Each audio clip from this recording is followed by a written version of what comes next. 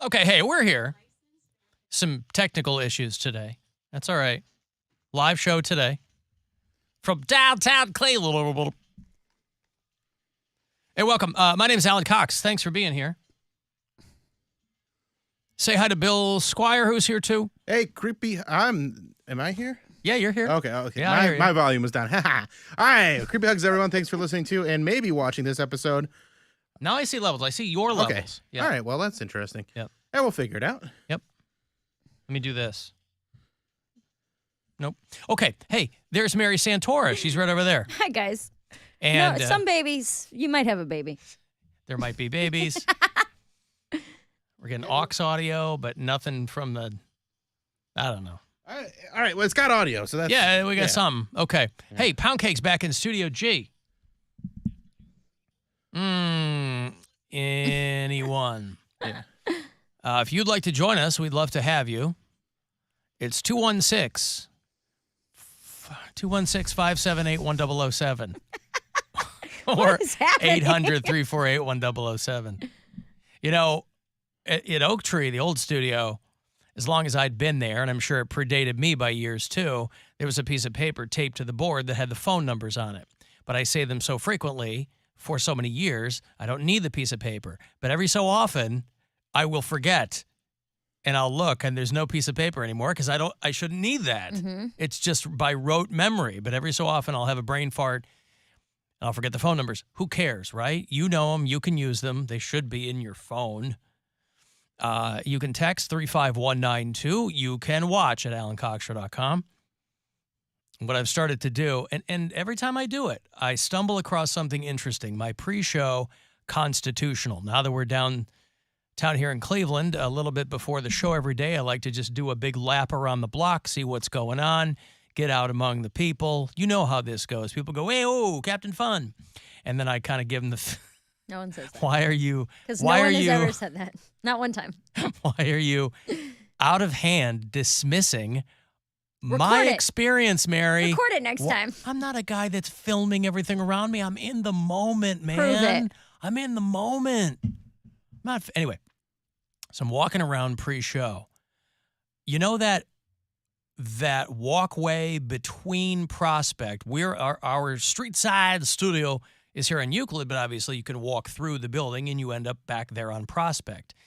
And there's that kind of between the back doors here in East 4th, there's that walkway people use between Prospect and the Romo Fijo. Mm-hmm. Have you been back there? Sure. Have you been back there today? No. It's lined with tents. Kids are camping out because tomorrow night is the 21 Pilots show at the Romo Fijo. So that whole walkway is lined with tents. But why camp out? I have so many questions. That was my first one, is why camp out? I assume maybe it's GA. Well, I think they have a GA pit. Right. So the 21 Pilots is a young audience. Yeah. So they want to get up front. So they're camping out. Okay, whatever, fine. My other question is, what do you do with your tent once the doors open? Leave it there.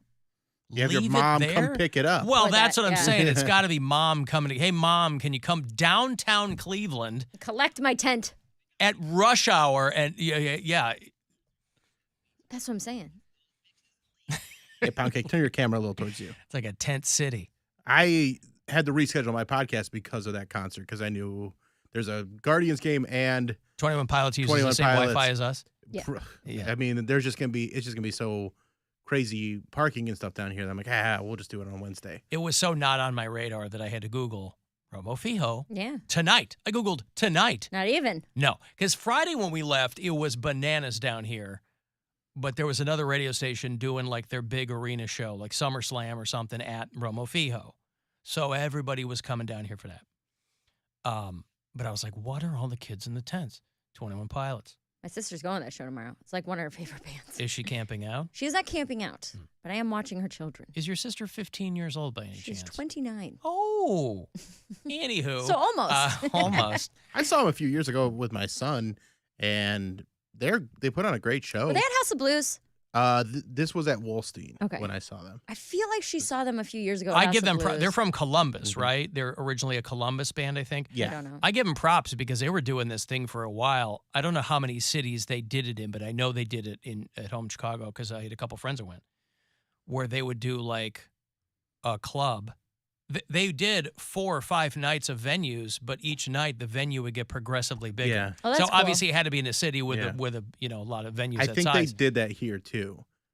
I mean, we don't have a lot of mid-sized venues. Maybe they But did like 2 or 3 I nights. think here. they Yeah. went. I think they went Grog Shop, House of Blues. There you go. And then Romo Romo Fijo, Fijo. yeah. That's cool. Because in cities with a lot of venues, boy, they were doing like a tiny club and then a little bigger club and then, Yeah. the football stadium or whatever. That's So good for them. It just wasn't on my radar at all. Had no idea what all the tents were. Because I'm like, downtown Cleveland, I mean, I'm unless I'm missing something. Downtown Cleveland, you don't have like your tent cities. No. Some cities you go, they got tent cities, boy. L.A., San Francisco. These are, this is all very widely known and criticized and whatever. But I haven't seen that here. So I was like, oh, maybe Cleveland's catching up. Cleveland's trying to get on these lists of top things. You want to get a tent city. If you got a city with homeless people in it, and every city's got homeless people, you don't have to be a big city to have homeless people. Ann Arbor, Michigan's got homeless people. Oh, God. The problem in Berea is out of control. I'll tell you, Berea has homeless people. Ugh. Oh, they're homeless until they get out of their car, walk into the garage, and they're back in their home again, and they're fine. Then they're housed. They are unhoused when they're outside, and they're housed when they walk in. But yeah, so those kids are camping out now, and the path is lined with tents. Not just a couple like early comers or whatever, lined with tents. If you were to walk out on Prospect through the back of our building here, where Fitworks is, if you were to walk out there on Prospect, just that walkway that connects Prospect to the Romo Fijo, you go past the parking garage, Mhm. you'll see it because it's all tents. It's like across the street from Barrio, basically. Yes.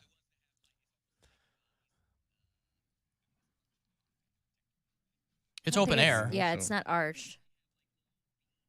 Yeah.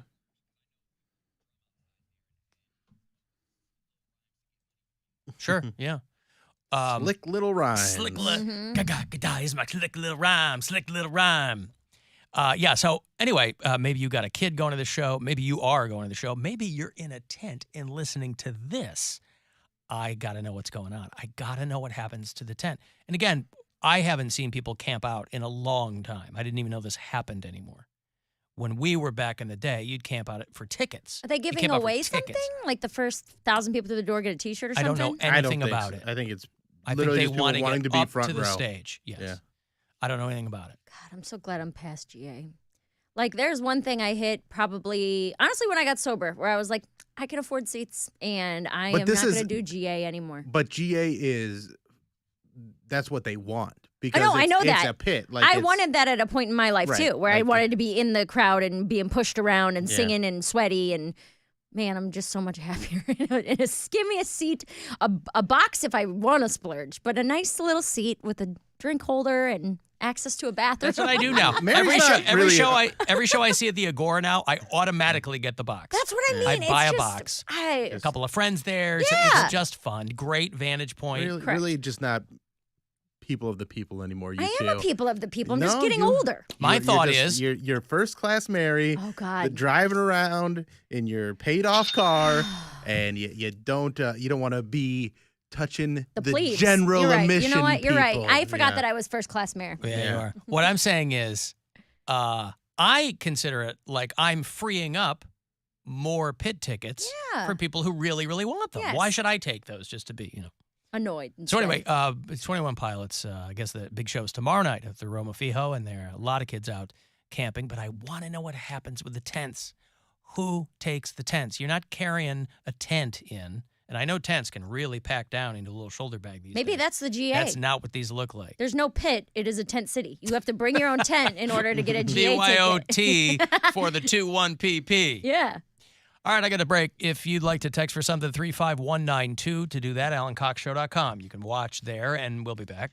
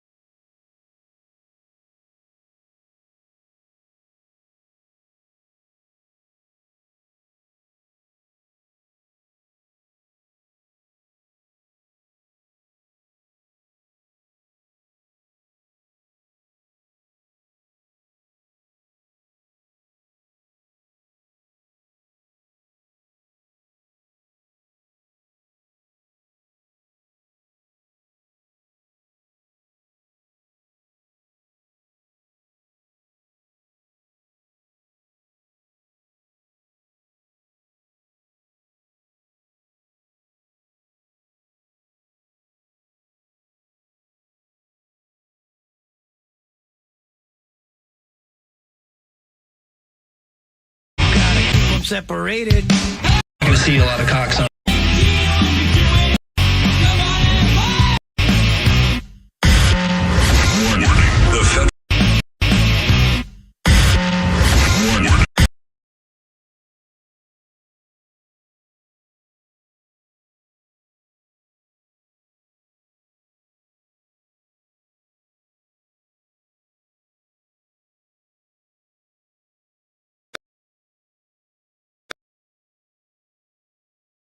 Just tell it to play. There, and we'll be back. Yeah.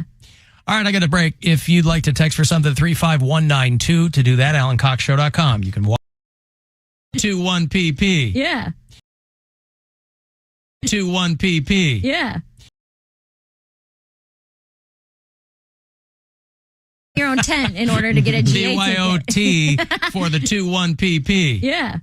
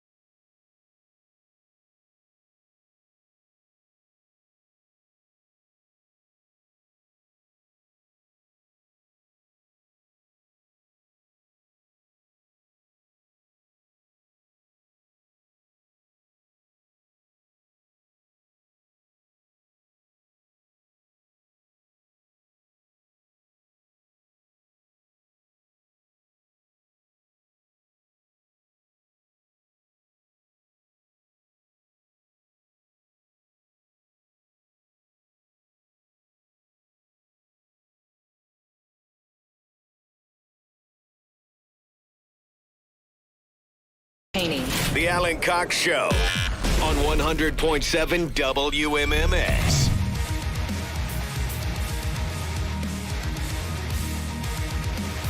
Two 216-578-1007. Join us live, 800-348-1007. 35192. Want to text me. Are we hearing, I think we're still tweaking some technical stuff. I mean, We hear people were saying they couldn't hear Poundcake in the live stream. I think you knew that. yeah. All right. Okay, go ahead and talk, and we'll see if they can hear him now. La la la la la la la la la. Can you guys hear that? Unfortunately, we can. We've been able to hear you the whole time. Couldn't miss it. Unsure. Right. Okay. People are telling me, I don't know if these people are in line there or what. Your GA seats, there's no reserved seats. As soon as they open them doors closer. You know, I understand what It's general like the running admission of the is. Bulls. No, I get Jeez. it, but a lot of people are suggesting that they might just leave their tents. I'm like, that can't possibly be true. That would be Leave their tents and come back to them. Why not? because they're Like going to be it's gone stolen. after the show. Okay, but I'm sure I don't think people are bringing their best tent to sleep overnight. Do you have multiple tents? If you buy something cheap at like a Walmart or something, yeah, you can have multiple guess. tents. I mean, what's a good tent is cost you $60? Yeah, I guess. But All you're going to right. drop $60 and then just leave your tent there? I mean, if you're camping out for a show like this, you're camping out for, what, do you go buy a tent every time you camp out for a show? They put that in, they factor that into the price. Oh, of do the they, ticket. Poundcake? Yes. Do they factor that in? We This need guy. We need money for it. You know what they do is they factor that in. Oh, do they? Get a large slushy, so that's going to be another $60. He should be going through now. All right. Yeah, they factor that into, the whole experience. Anything I need to do over on No. my side? I think it's all working now. Okay. Here we go. Okay, well, let's say they factor that in. Cut your losses and move on. If someone steals I mean, your if you, little pet. technically, I bet if you left your tent and didn't go back and get it and nobody took it, that would be littering. Like you Homeless could, people do it all the time. but they go back to the tent, and you're not Yeah, gonna. but what's the elapsed time? I don't know. Yeah, I'm confused More than by a the few whole hours? thing, and I shouldn't be this confused because I'm sure there's a very common. I'm sure I sound like I'm 100 years old now. I haven't seen that in a long time. For one thing, if you're going to a festival, like we watched the Woodstock documentary last night, I watched that too. The 90 Woodstock train wreck, right? a train wreck. Yeah. Oof. Yeah. Man, that looked like the worst time. Yeah, I was glad I wasn't there. It didn't. Well, I don't know, because by the end of it, I was like, God, that would have been fun. But I don't know. Whatever. We'll get into that later on. There's really like a makeshift nest outside of the Romo Fijo. I drive past it every single day, like on my way back to the highway. What do you mean a makeshift nest? Like it looks like someone took a bunch of sweatshirts from that they just found all over the city, and they just made a mattress out of it. Oh, and, yeah? And then they use like trash bags for blankets, and there's a bunch of. It's a nest. It's not. No, I understand. A I'm just saying. mattress. It's not a house. It's just a nest. No, I get it. But I would imagine there's a distinction between like a legit homeless person who's camped out somewhere and people waiting for 21 pilots to pull in. Homeless people like The show is tomorrow night. I mean, that's how dedicated those But fans it's like are. 20,000. It fits 20,000 people in the Romo Fijo. That's Yeah. plenty. There's not. How many tents were there? It wasn't like a Hooverville out there, was it? What an old timey What a reference reference. for him to pull out. Hooverville. Hooverville. I'm just Wow. saying. There can't be that. There's not that much space in between that pathway to fit 20,000 Well, people. So people 20,000 people aren't camping out, but I understand, but there's probably even on the floor.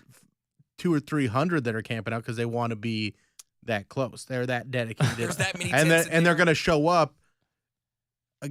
Starting tomorrow, that line's going to be around the block. Well, according to Poundcake, they factor all that in. They do. So it's going to be fine. I bet you they got some good weed over there. I'm gonna just take a little stroll. I'm telling you, you should. Like when the show's over today, I think we should You send them should over there with a camera and take a little stroll.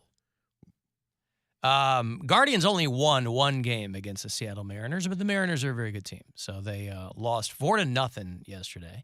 They'll take tonight off to lick their wounds, and then they're going to come back home. They're going to play the Baltimore Orioles for 3 games, 6-10 tomorrow. Oh, yeah, it's a short week for us. We're out Thursday and Friday. But tomorrow night and Wednesday are 6-10 Guardians games. So keep that in mind. But they're back here at home. And then Seattle comes back to Cleveland to, I guess, beat the Guardians again for, I don't know what they'll do. You know what? I found myself this weekend. We moved my daughter into college. She's a freshman at Michigan State University, which is where my son goes. And but this is the first time, and I've been in Cleveland almost 13 years. Hard to believe. They call that a baker's dozen of years. I found myself, for the first time ever, reflexively and immediately defending Cleveland. Mm-hmm. It's not that I don't do it. It's that it usually doesn't come up. he's finally one of us. Usually Yeah. when people will mention Cleveland, they usually mention it, out-of-towners I'm talking about. They usually mention it, and I'm sure you guys have experienced this too, in surprisingly glowing tones. Mm-hmm. They'll go, you know what? Why does everybody give Cleveland a hard time? I went there a couple I years went ago. there. You know what? I go, and my question is always, how long were you there? And they go, we were there about 3 days. I go, yes. A, you can have a great weekend anywhere. Mhm. B, Cleveland has got a hell of a lot more going on than it did when I moved here. Right. And when you guys were growing up, it looked like Thunderdome when I moved here. Mhm. Anyway, so that's usually what it is people who are already complimentary of, we had a lot of fun. It's great. Why does everybody give it a hard time? So we're moving my daughter into her dorm room on Saturday. It was a 21-hour day for me, okay, Ugh. doing this whole thing. I leave Cleveland In at a row? In a row, Oof. Bill. You wouldn't believe this. I leave Cleveland at 5 a.m. I didn't get back till 2 a.m. So, anywho, we're moving her into her dorm room, and her roommate is a friend of hers from kindergarten. They've known each other their whole lives. But I hadn't seen her roommate's parents in a while. And so I'm catching up with them. Hey, how you doing? Whatever. And about halfway through the move-in, the dad goes, where are you now? And because he knows radio and I move around. And I said, oh, Cleveland. And he goes, man, I had a buddy who bought a couple of pit bulls and had to go to Cleveland. And he said, that place is a crap hole. And I go, well, actually, I went right into it. Yeah. I go, well, actually, because I was like, well, I couldn't ask him where did the guy go because he didn't know where the guy went. Right. He's probably on the east side or something. But he was picking up a couple of pit bulls. He wasn't doing that in Gates Mills. Right. So I go, well, yeah, every city's got their problems. I went right into it. Mm-hmm. I couldn't believe I was like standing outside my body. I Yeah. couldn't believe I was doing it. Good for you, man. How's it feel? It felt pretty good. There you go. Felt fine. Next thing you know, you're going to be eating pierogies with your hands at the beach. I will not do that. Yeah, then One you're a of real us. Clevelander. Pierogies in my One life of us. predate Cleveland. Do you get the My wife statues now? likes Do you get them. how important the statues are to Does it us? make sense? No. You crying at the West Side Market Still yet? stupid. Those dumb traffic You statue. wear a Browns jersey to a wedding? I love how Alan's like, guys, I feel like I'm a part of the community. And me and Bill reflex and be like, you are not. You've never. No, I'm not. Last time you set something on fire in public, all Listen, right? I've been part of this community for a dozen years. What I'm saying is that I basically work all the time and then go home. Yeah. So it's not like that's why downtown I'm surprising myself by how happy I am that we're downtown. Walk around and see buildings. Because before I was working and then going home, but between to Independence. Yeah. Right. Right? Right. So, but yeah, it was funny because I was like, well, you go, hey, Yeah, I got a yeah, problem. yeah. There's going to be some neighborhoods that aren't that great, Yeah. but if you But it's get a lot better downtown, than, you oh, got, come you know, on. the We food just scene moved. It's is great. amazing. Oh, Yeah, chefs. yeah. World class. Yeah. Playhouse Square. Sherwin Williams is going to put in a big old thing. Sure, Rock and Roll Whole Hall of Fame. campus, right? Oh, come on. Cleveland Browns. Hey, Brandon. How you doing, Alan? What's going on, Brandon? How are you? Pretty good, pretty good. So about the 21 Pilots, TOP, Columbus, we all are 21 Pilots. I've been to about 3 or 4 of their concerts. Oh, good And for you. Very epic, right?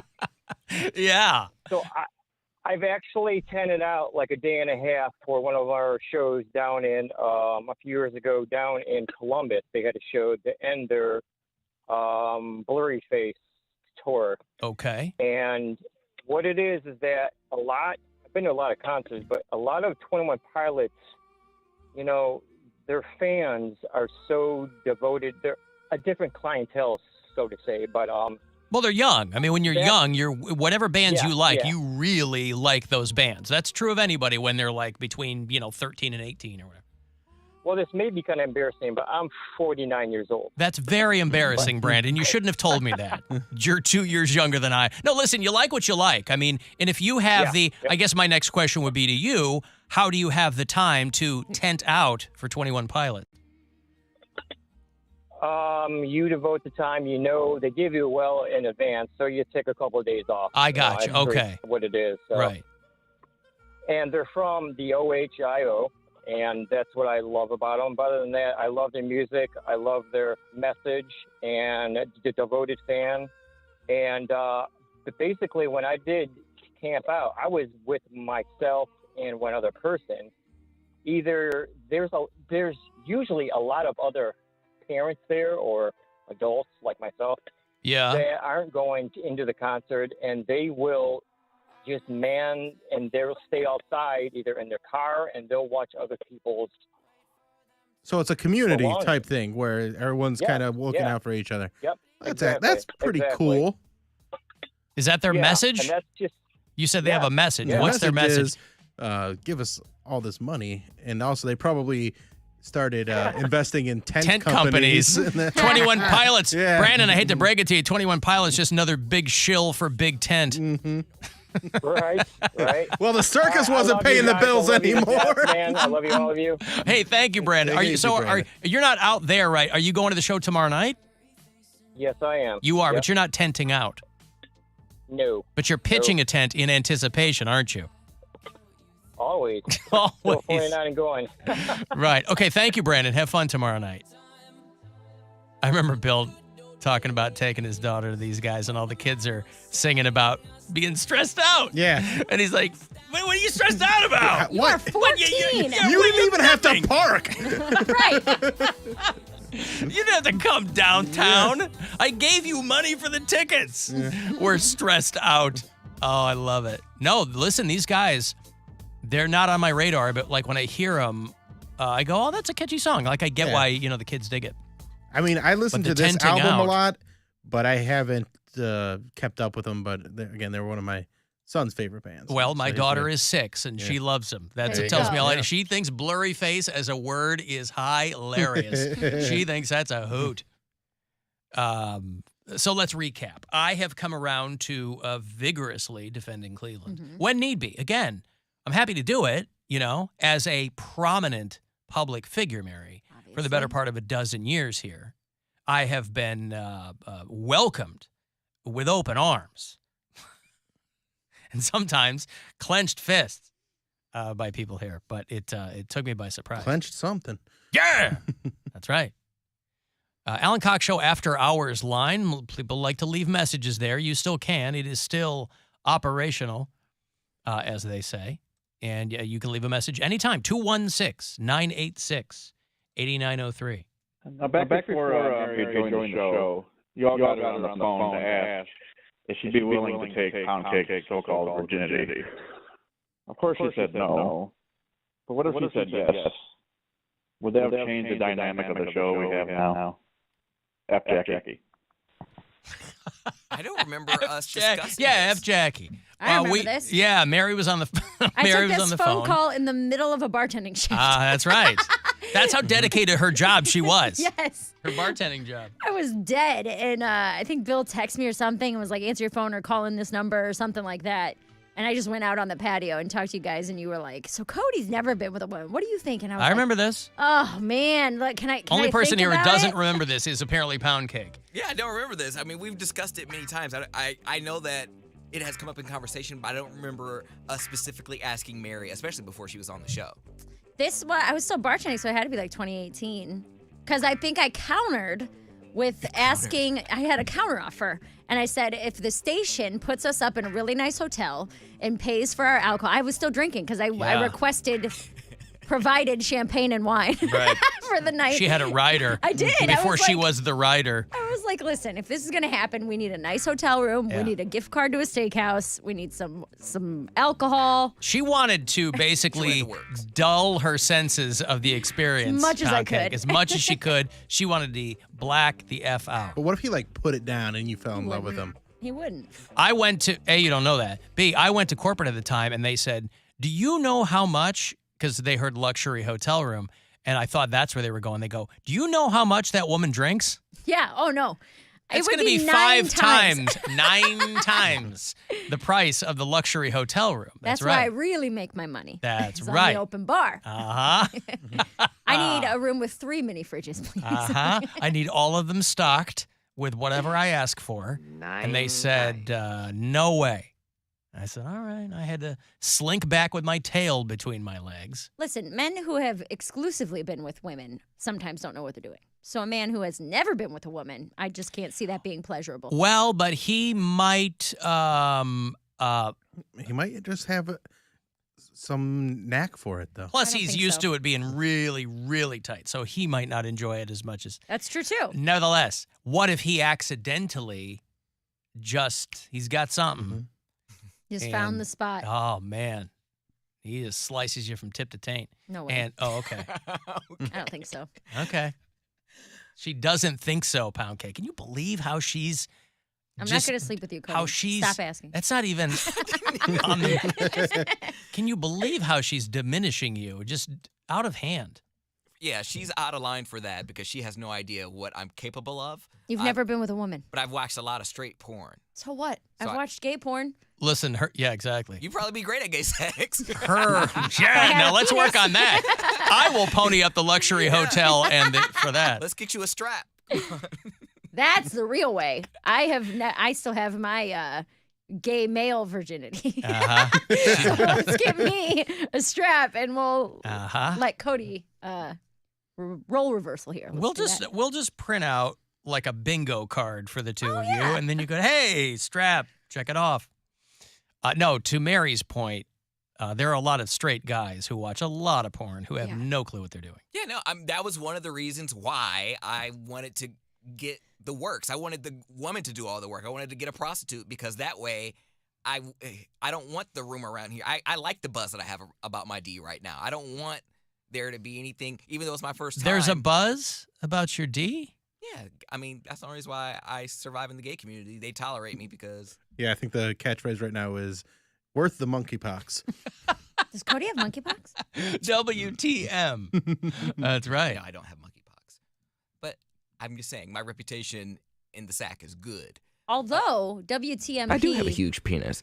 That could be Cody's first station, WTMP. Straight from Tulsa, Oklahoma. Hi, everybody. WTMP. Actually, Worth the monkeypox. Tulsa would be K. What? Isn't it? Oh, he's being a nerd. Yes, you're right. It would be K. Okay. It's on the other side of the Mississippi, right? That's right. Yes. Be K. Worth the monkey. KWT. KW. Right. Okay. Whatever. All right. That's fine. That's the end of that. Hey, Carrie. Hey, Alan, what's happening? What's going on? Well, I wanted to kind of jump in. You guys had mentioned briefly about watching Trainwreck Woodstock on Netflix, Yeah. which I caught a few weeks ago. And I was there. I was this 18-year-old semi-promiscuous Parma girl, right? And we just kind of went up there on a whim. Carrie, you know Didn't there's even no have such thing as tickets. semi-promiscuous, right?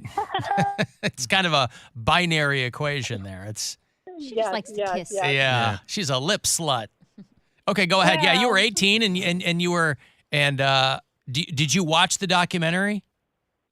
Yeah, and I felt like, they like to spin things on the negative, right? Because it gets people more into it, like, oh my God, this was so messed up.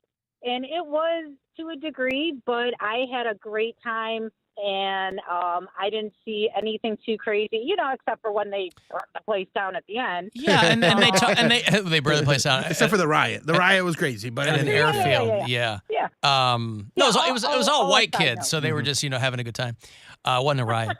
No, but all the people they talked to, like the people who went there and that they would talk to them individually, they were all like, oh, they'd show the old footage of them. They'd be like, oh, I'll totally come back if it's, What I thought was the most amazing thing was, because to your point, Carrie, they focused so much on certain things.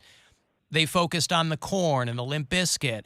I forgot Willie Nelson was at Woodstock. If you go down the entire list of performers at Woodstock 99, it was bananas. It was like Jewel and Sheryl Crow and James Brown. And so there was a lot of focus put on that kind of stuff. I did love, though, how completely unapologetic the organizers were. They were like, the one dude in particular. The one dude at the end, he's like, look, we had 250,000 people there. That's the size of a small city. You're going to have some rapes, is essentially what the guy was saying. But yeah, it was wild. I watched one that HBO did like a year and a half ago. So I was kind of confused why they were doing another one on Netflix, but it's all very entertaining. The one on I was getting riled up. My 18-year-old self was like, "Oh my God, I remember this." And one of the highlights for the concert for me was when Metallica took the stage, and there was a lightning storm going on in the background, and that was killer. And I crowd surfed to Dave Matthews, and that was the first time I'd ever crowd surfed. The lead singer of Offspring interrupted his set to acknowledge some of the groping that was going on and encouraged the females to retaliate. And I'm surprised they didn't highlight that. I mean, there was a lot of cool stuff going on, a lot of unity. But yeah, there was some crap that went on too, obviously. But I love I just wanted to defend the experience. Yeah, no, absolutely. Thank you, Carrie. I appreciate the call. There's Carrie, who was at Woodstock 99. What I like too is they had some footage of the Offspring. And at that time, in 99, Offspring had been around a little while. They had kind of broken out a couple of years before. But Korn was just kind of getting huge. Well, Korn and Limp Bizkit were both big within like the last 2 years. Yes. So they were like blowing up.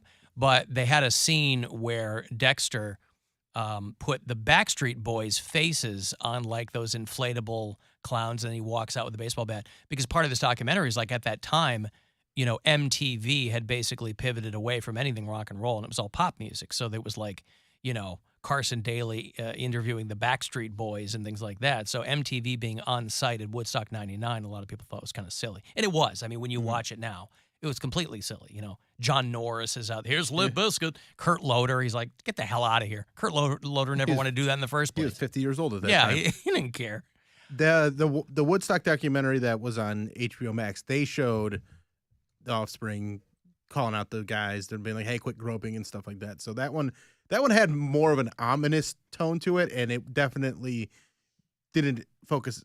The one that's on Netflix did point out some fun in some of the good parts of it. Yeah. The HBO Max one, like burning down the vendor village and blowing up semi trucks. But then it's fun. Those people did say that they had the one guy's like, "That was the best weekend of my life." Yeah. He's 20 years later. He's like, 20 years later, he goes, "I've never had a better weekend," Yeah. which is really sad. Those two dudes were like a real life Beavis and Butthead when they they're were talking to those guys.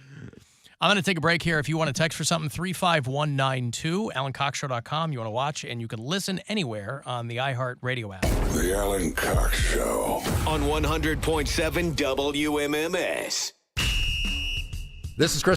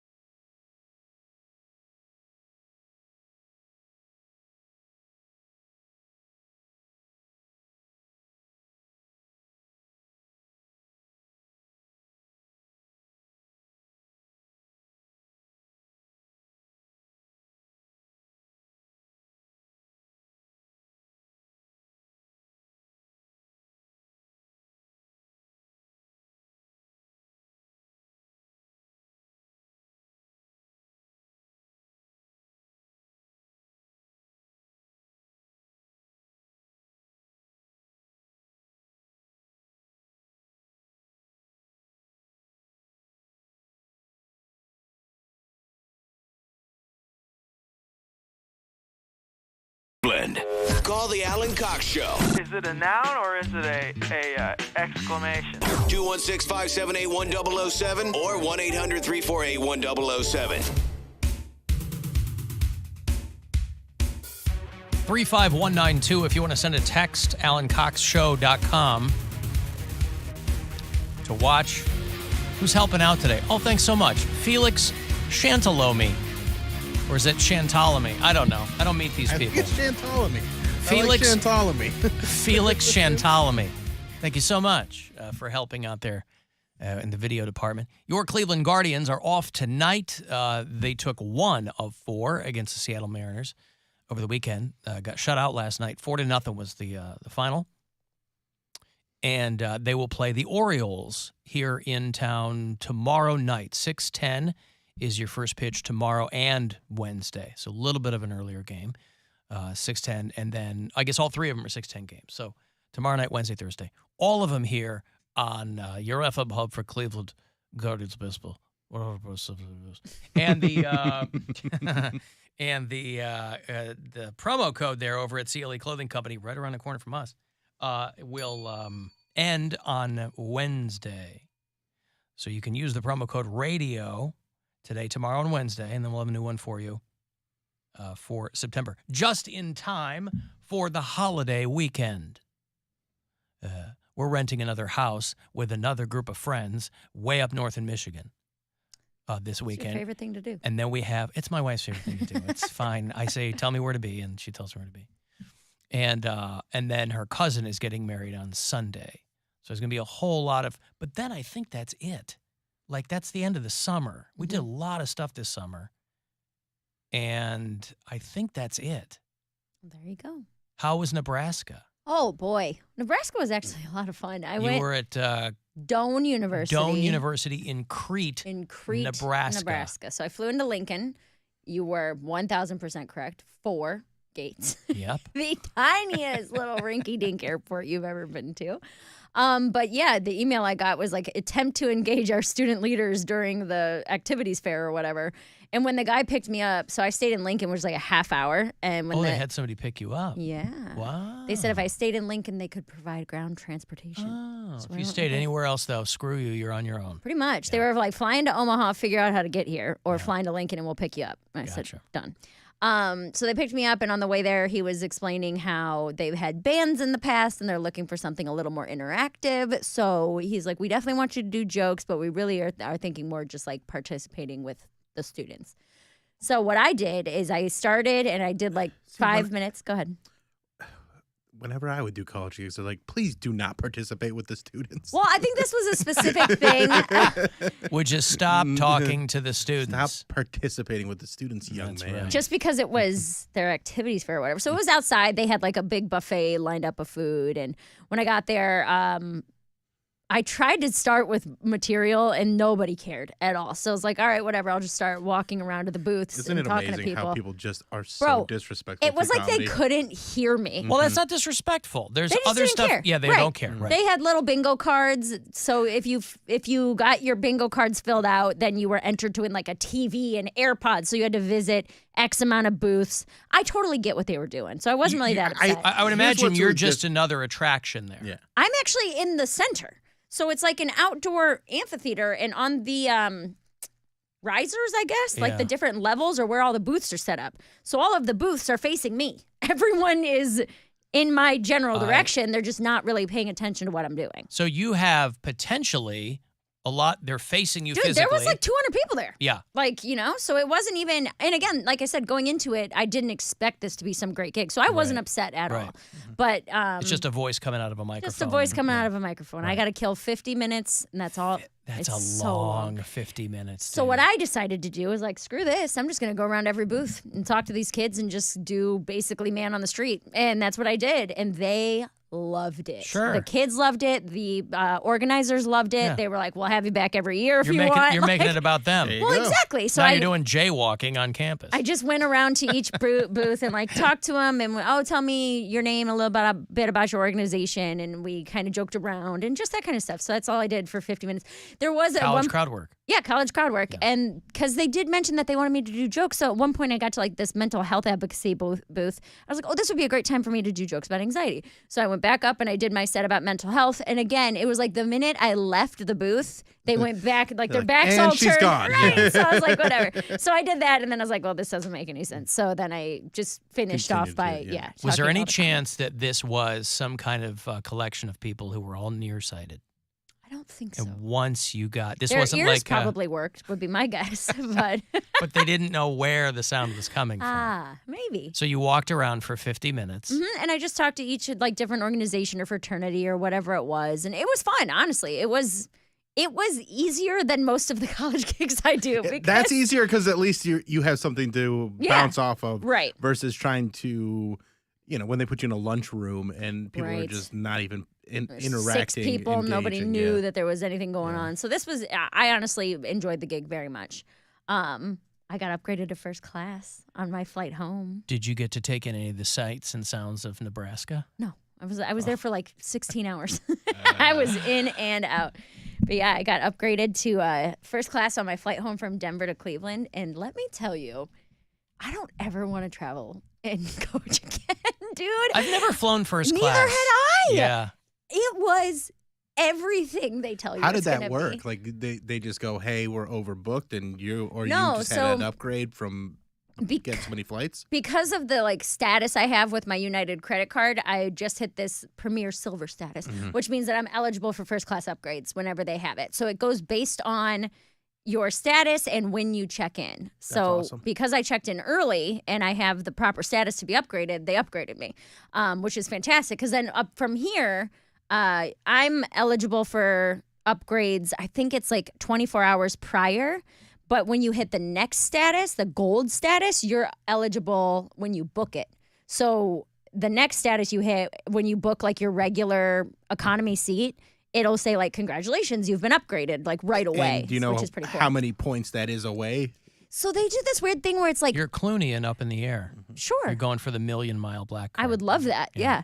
But you it's not really points, it's like a mixture of how many flights you buy and then how much you spend on your credit card Or each miles month. or whatever. Yeah, so it's all it's very kind of convoluted and confusing, but I got the credit card in September of 2021, so in a year I've already bumped up 2 statuses. Well, you know what you need to do? Use that credit card more. I use it every day. It's all Right, I ever max it use. out. I'm not going to max it out. Max it out. But yeah, dude, so I had never You flown need more first class. jackets and shoes, don't you? I do need jackets. You're right. This one's a little snug from last year. But so you walk on the plane, you get priority boarding. You're the first group that gets to board. Yep. You have dedicated overhead bin space, which always makes This was me, coming back. This is coming So back. you're leaving the Lincoln Airport. No, this is Denver, from Denver to Cleveland, because the Lincoln flights are those dinky little like one seat on each side of the plane. So you flew Lincoln to Denver. Correct. The Denver to Cleveland leg Yes. upgraded to first class. Yes. Okay. So that's like the 3-hour, the long portion of And that's the day. just because all the first class seats aren't full. I guess, and this status and whatever. So I got upgraded. I was just thinking it was more likely if you were at a smaller airport because there are probably not a lot of first class people flying out of Lincoln. Well, they don't even Denver is have those types of planes there. They Oh, I fly see. the really small, like express planes I see. that only have 25 seats They're like on puddle them. jumpers. Exactly. Yeah, okay. Yeah. So got to board in priority group 1, and that you have like, I'm always nervous about the overhead bin space running out because I take a carry-on and I don't like checking my bag just because it makes me nervous.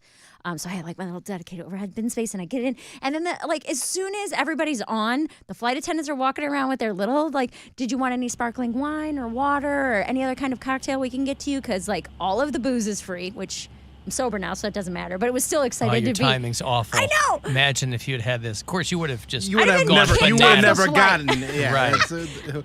It would have been the first and last time. If it was drunk mare in that, I would have had 9 champagnes before we took off and been thrown off the flight. We'd have had to have Yeah, an but you would have emergency gone viral, landing. and then you'd be like, "Hey, Mary Santora comedy, follow me." But yeah, so they did that, and then on my layover, I had like an hour before my flight took off in Denver, and I'm like scarfing down a breakfast sandwich to try to make to my gate. Then you get free breakfast. They give you a whole ass meal. Like they ask you, do you want a scrambled? It was like a scrambled.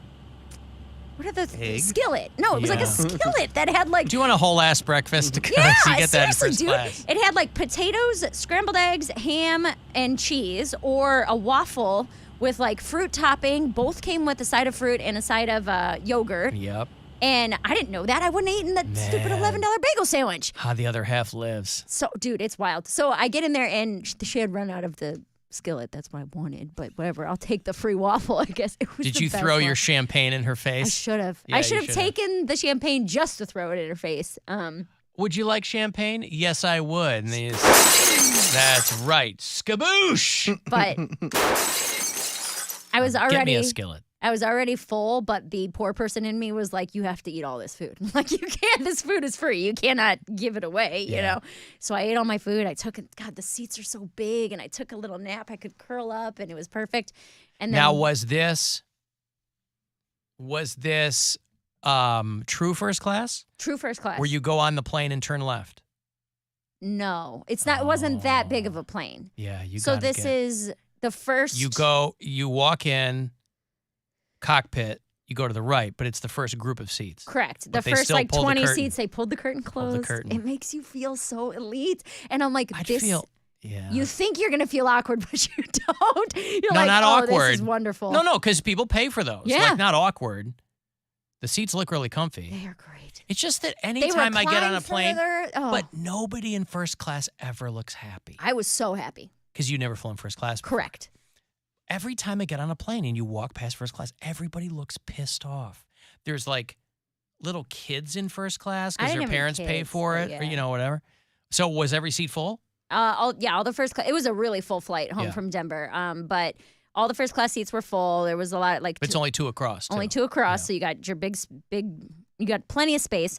So when I woke up, I was just like punched in the face with gratitude of like everywhere I've been. I posted a huge long thing on social media going over all of it. If you Were wanna you read also it, but punched in the face by other first classers' skillet farts? No. Oh, because they got the last ones. Yeah. And you got screwed out of that I egg didn't smell skillet. any skillet farts, but You smell any economy class farts? no, those plebes are in the back.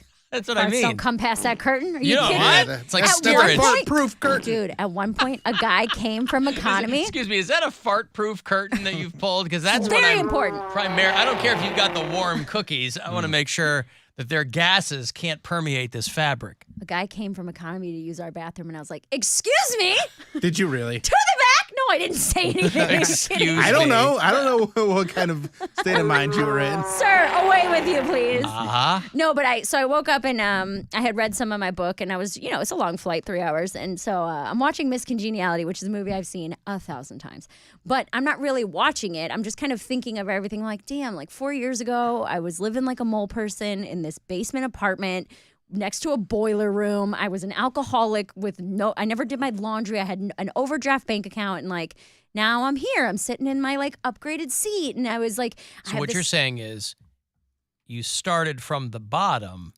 now you're here. Yes. Write that down, will you, Bill? That's a good... I've never heard that before. Make a really good lyric. Yeah. So I was just I was very in my feels for a moment. Feels like a country song. It should be, actually. Clamp Fragwater or whatever. Cramp Flagwater? Yeah. Connie Cunflump? They can do a little collaboration. Yeah. Hopefully, That's they a don't get along. That's a Denver scramble, by the way, that they're handing off on that plane. probably. Whatever it was.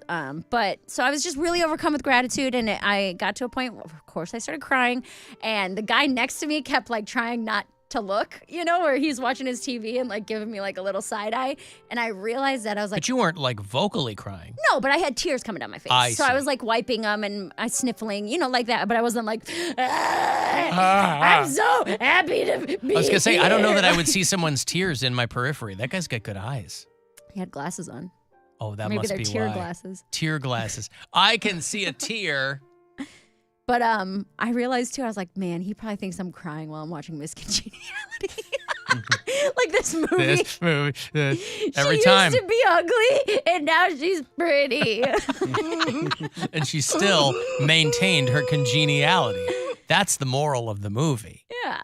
But no, I just felt really, I don't know, reflective, I guess. And it was just it was a very cool experience. And it was something that definitely made me want to work harder so that I can get to a point where that is a normal thing in my life. Like it was a little taste of like reward, it felt like, hey, you've worked so hard over these last few years to clean up your act and get to a point where your bank account not only isn't overdrawn, but your credit score was good enough to get approved for a credit card, so that way you could get upgraded to first class. You know, it was a very emotional flight. And I was I'm thinking, I'm like, man, I grew up in a hoarder house. Okay, I have crashed 6 cars from drinking. I should not be alive, let alone a functional member of first society. class. Right. I'm looking around. I'm like so excited. And I'm like, I wouldn't say people look pissed like you said, but they kind of looked bored, like they're used to They're it. used to flying first class. They've hit that point where that's what is expected. And they're probably complaining. They're like, oh, this isn't as nice as the other first class. Yeah, probably. You want to get to the point where you're bored with first class. That'd be awesome. That's like the goal now. You get to the point where if you're not flying private, you're like, this is disgusting. Dog crap. Yeah. Like, I can't believe I'm flying with other humans. Yeah. No, it was really cool. It was a super cool experience. I got very emotional. And of course, grief friggin' puts its little head in there where I'm like, man, I'd love to call my dad and tell him I'm in first class because he wouldn't believe it. You could. Just nobody will pick up, Mary. Or I could call your dad from the Alexa. I mean, you could do that. What's your dad's name? Craig. Hey, Craig.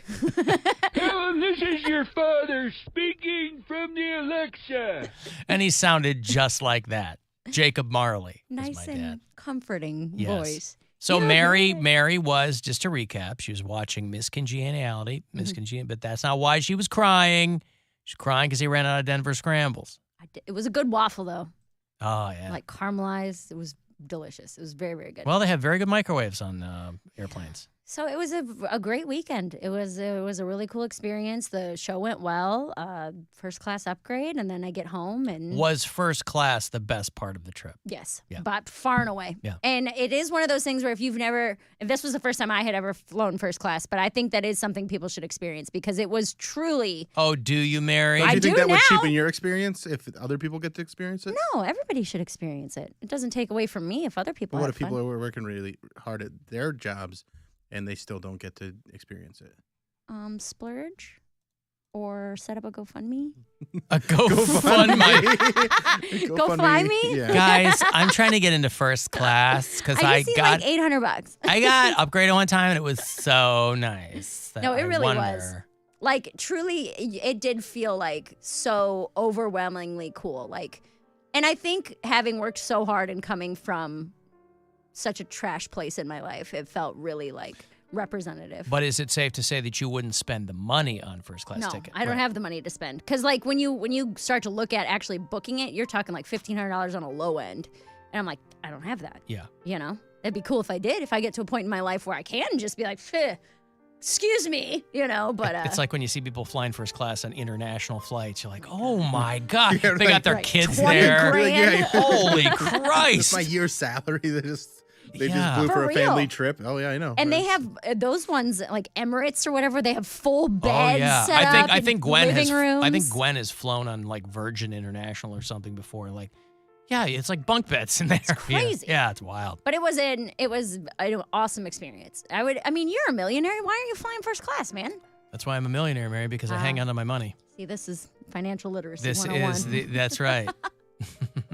Man, Yeah, it was super cool I weekend. read that book, Poor Dad, and it really spoke to me. When we come back, we should play that video that I sent you yesterday, that TikTok where people are saying their car Oh yeah, payments. I'm confused by that. Okay, because I just think they're wildly high. Yeah. So Car payments? I was Yeah. the queen of a wildly high car payment. Well, that was you 'cause of got- credit. You These- got nothing on Yeah. Okay. Your car payment is nothing compared to what these Right. people are saying. Okay, I'm ready. I've never Yeah. heard this. Yeah. Well, I'll play it when we come back. That's what they call a tease in the business. Mm-hmm. Okay, let me break here. I will have In This Moment tickets for you. You want to see Maria Brink and the gang? They're coming through with a handful of really good bands.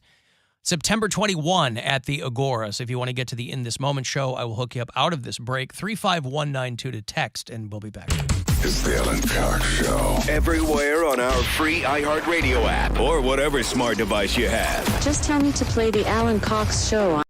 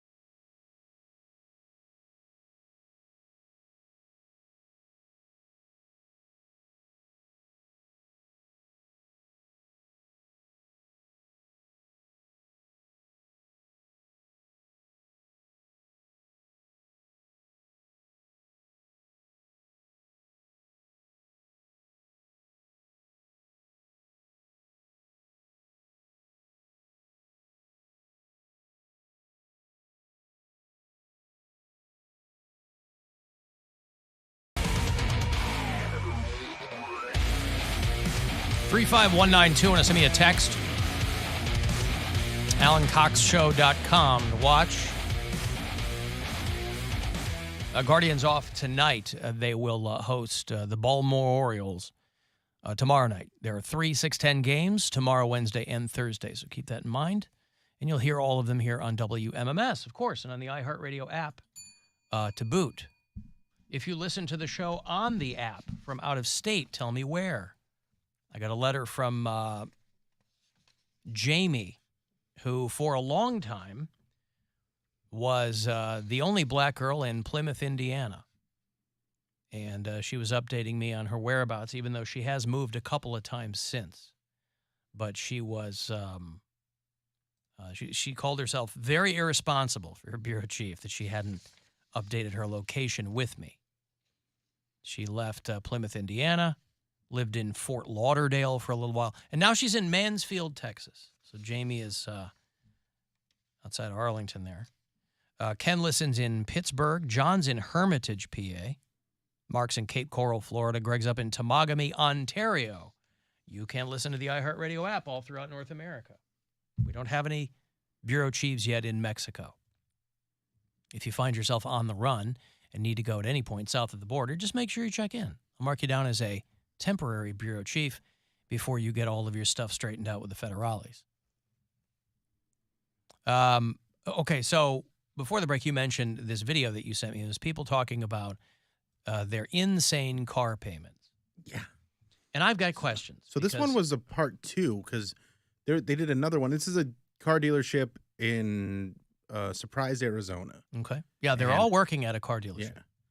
And they walk around and they go, tell us your car payment. And they'll be like, oh, I got 2. And then they say the numbers. And yeah, if you play it, we'll just go through it. Okay. Let me move it over to the big screen here. Should I do that? Yeah. Want to watch these people? Okay. Here we go. What is your car payment? Mine is $1,325. And what kind of vehicle is that? It's a 22 Ford Raptor. Okay. You have another payment? I do, actually. My wife's, hers is $1,000. It's a 22 Ford Expedition. Perfect. Hey, ma'am. What is your car payment? $1,386. And what kind of car requires a $1,386 payment? A 2022 Grand Wagoneer Series 3. Perfect. Hey, sir, what is your car payment? I got a couple of them, but the first one's $1,445. What kind of car is that? That's a new GMC Sierra 2500 Denali. What's the other one? It's a wide body CTSV. That's $1,161. Nice payment. Hey, sir, what is your So I guess it's the sales manager who's asking people these questions, and then the last guy comes in and turns the camera around. Car payment. And what kind of car are you driving? You know, honestly, I was about to make my car payment. I'll even show you. It's kind of funny. Everybody's talking about high payments. Look at that number right there. That's my car payment. $1,516 is that guy's car payment. These are mortgage payments, man. That's more than mortgage. He's still got the he's still got like the ticket book he's paying out of. So I'm curious, what is this supposed to be? Is this is this supposed to be? Because I'll tell you what, I did some work and did the breakdown on this. Did you do the breakdown on this? I did not do the breakdown on this. I took a couple of minutes to do the breakdown on this. They all work at a car dealership. You switch the camera back over. I'm sorry? Okay, it's good. Yeah. It's good. So I was curious about whether or not they were trying to make this video to show people that their car payments aren't as high as some other people's. Because, let me find my thing here. Here's the breakdown on the cars these people describe. These are all very expensive cars. And all of them were 2022, right? Well, or most of them? So that's what I wrote back to Bill yesterday. I was like, do they all have a credit score of 78? Mm-hmm. I mean, so the first guy pays $1,325 a month. He says, I have a 2022 Ford Raptor. That's a $72,000 pickup truck. Why do you need Sorry, go ahead. Well, but this is what I'm saying though. I'm do you have to have a I'm new surprised. car? I'm surprised that well, you don't. And people who buy cars will tell you not to buy new. Nevertheless, some people want a new car. That's totally fine. These people can clearly afford it. I thought maybe all working at a car dealership, because people at car dealerships usually want to drive around in new cars. They don't want to drive around some beater. But it's also not in your best interest to be like, I work at a car dealership, and look how crazy expensive cars are. Right. So that's why I was confused. That's why I'm confused. I'm a little bit confused about that too, because I thought they would be like, hey, you can get in these new cars, and you're not gonna have to pay $1,500 a month to get into these if you have the right credit, money down, stuff like that. First dude, that's so expensive. First dude has a Ford Raptor, and his wife pays $1,000 a month, so it's $1,425 between the two of them. She has a 2022 brand new Ford Expedition. And I That's understand big too. these That's are like a $60,000 car. cars. Yeah. Okay, so then they go to the girl, single girl maybe, right? Her car payment's $1,386. They say, "What do you drive?" She says, "I drive a 2022 Grand Wagoneer Series 3." That's a $107,000 car. Now, I'm just going by what Google told me. So if you're in the car biz and you go, that's crazy, I don't care about that, and I'll take your word for it. But if I Googled these cars, and that's what came up. So the next guy goes, $1,445 is the next guy's monthly car payment. He goes, I drive a 22 Sierra Denali. It's a $70,000 car. And my wife drives a wide-body CTS-V. That's a Cadillac. That's an $87,000 car. Yeah. And her car payment's $1,161. That makes sense, though. That's why I was confused, because I go, you probably don't have amazing credit. Maybe you do. But even if you're getting an $87,000, the last guy, 22 wide-body Hellcat, that's a $90,000 car. So it's like you're going to have those kinds of car payments, because most people are like, I mean, when my credit was awful, I was paying $500 a month for a used Camry. Yeah, dude. So you know this, so I'm sure we all do. So for like a brand new car, you're paying $1,000 a month on an Expedition. I go, yeah. That's why I was so confused by that video. I wasn't sure what the point they were trying to get across was.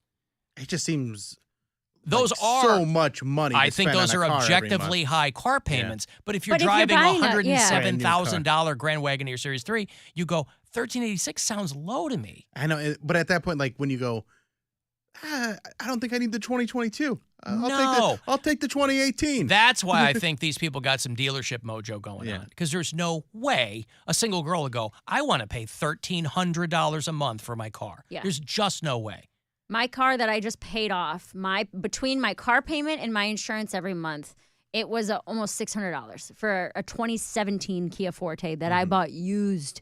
Okay, so my payment was, I paid $186 every 2 weeks. So what's that? $370, and then another $180 in insurance, because that's how bad my driving record and credit was. So I mean, you're talking about, like I said, over $500, $600 a month for my car. Like, that's not. So when you say that, doesn't seem that crazy to me. Yeah, but those are. I could see it happening easily. If I wanted to buy a new car, that's what my payment would be. But you would. I don't think you would go and do that though.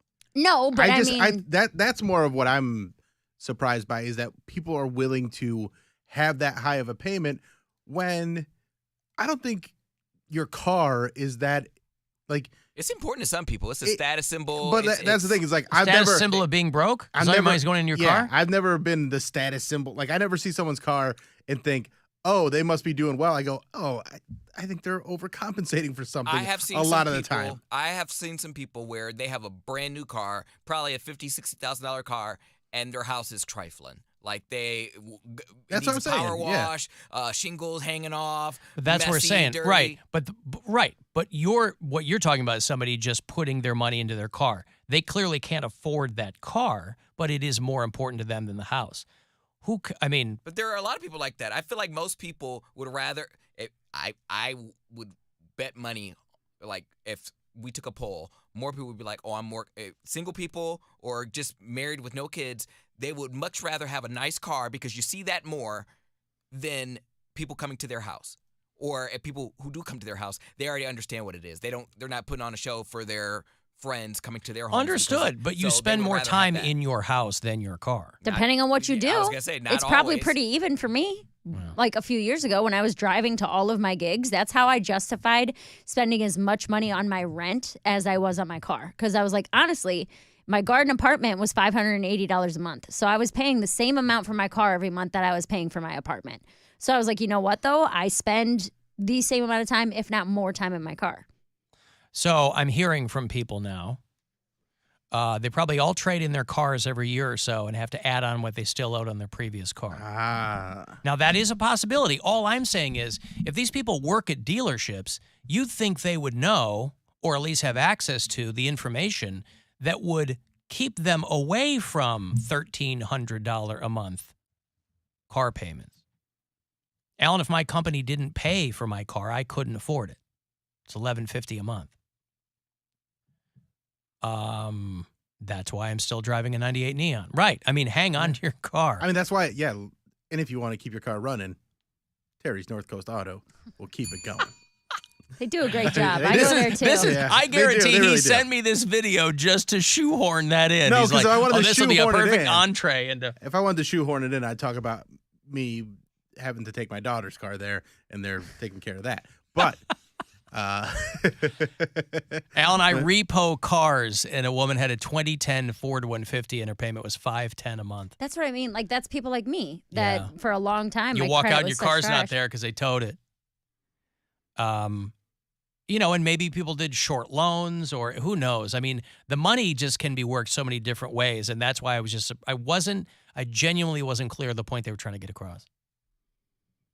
Well, when go ahead. I just have a question. I guess, Mary, you can actually answer this. When you have bad credit, and I guess bad is subjective, how long does it take to build that up to get yourself out of that hole? I don't think bad is subjective. I think they tell you when it's bad. Yeah, they tell you when it's bad. Okay, well, bad credit, how long does it take you to get into a decent – because that's like the key right there is to have decent credit so where you don't have to pay – because it's a system. If you have bad credit and your payment is, crazy, then, yeah, you're going to continue to have bad credit because no one can make a $500-$600 payment. If that was the case, then you would have just paid your bills in the first place. So when I bought my first car, I screwed up my credit the day I turned 18. I worked at the mall and I went and took out a bunch of credit cards. I racked a bunch of credit cards. Like 4 or 5. Like every Oh. place I could get approved for a credit card, I would, because my dad's sound financial advice was you don't have to pay credit cards back. So at 18 years old, I took one out at American Eagle. I took one out at Dillard's, at Macy's, at the jewelry store at the mall. Oh, you got store cards. I got store, Charge like department store credit So cards. not credit cards, charge cards for the store. Whatever. Like when you go, I'm just they saying, had like Visa logos. when you, I know. What I'm saying is like when you go to college, they see you coming, boy, and they got all the tables set up, Visa and Amex. I had an Amex canceled in college because I didn't. But So I jacked my credit up the day I turned 18. Now, why did your dad say you don't have to pay credit cards back? Because that was what he did. But you'll max them out and then they'll be useless. Doesn't matter. That's free money. If you get approved for $500, it's $500 you can go spend at Dillard's and you never have to pay it back. And this was legitimately when people get on my ass about financial stuff. I understand what you're saying. I'm just told. But there was a thing in your dad's brain. I know what he was doing, but there was clearly a thing as an adult in your dad's brain that was like, I have this now, but it will ruin everything else down the line. He was also a severe gambling addict, so I don't think he cared. But how did he ever have money to gamble? Well, I know you said he blew away his paychecks. Anything the minute he got a paycheck, he would take it to the casino or the track, and then he also maxed out every credit card he ever got approved for. Because you would buy things. But how was he getting approved for credit cards? My stepmom was co-signing for him. She was enabling and then the ruining gambling. her credit in the process. I guess. And then I think what he would do is, or not him, but I know there's people that will do this. They'll buy things that they know they can resell and make more and make cash off it. I don't know if he's doing that, but there's people that when they get approved for a credit card, they'll max them out buying a bunch of stuff. They'll resell it. Then they'll have cash in hand. Yeah. And then they go.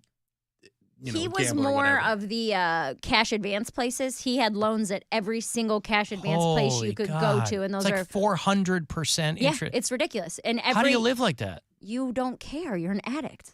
But he had a family. He doesn't care. He's an addict. Addicts, when you have an addiction to that level, Nothing else matters. You do realize I grew up in a hoarder house that never had lights on. I understand. How do you get out of that? We didn't have lights. We didn't have, our gas didn't work. Our water wouldn't run. Like, that's how. I knew you've always said you guys never had any money, but we never had anything. I didn't know you guys were living in Swaller. If I may, Poundcake, Hooverville. Yeah, we were living in Hooverville. So my point, what I was saying was, when I bought my first car, in 2014, I bought my first car, my credit score was 420. And nice. I know, right? So over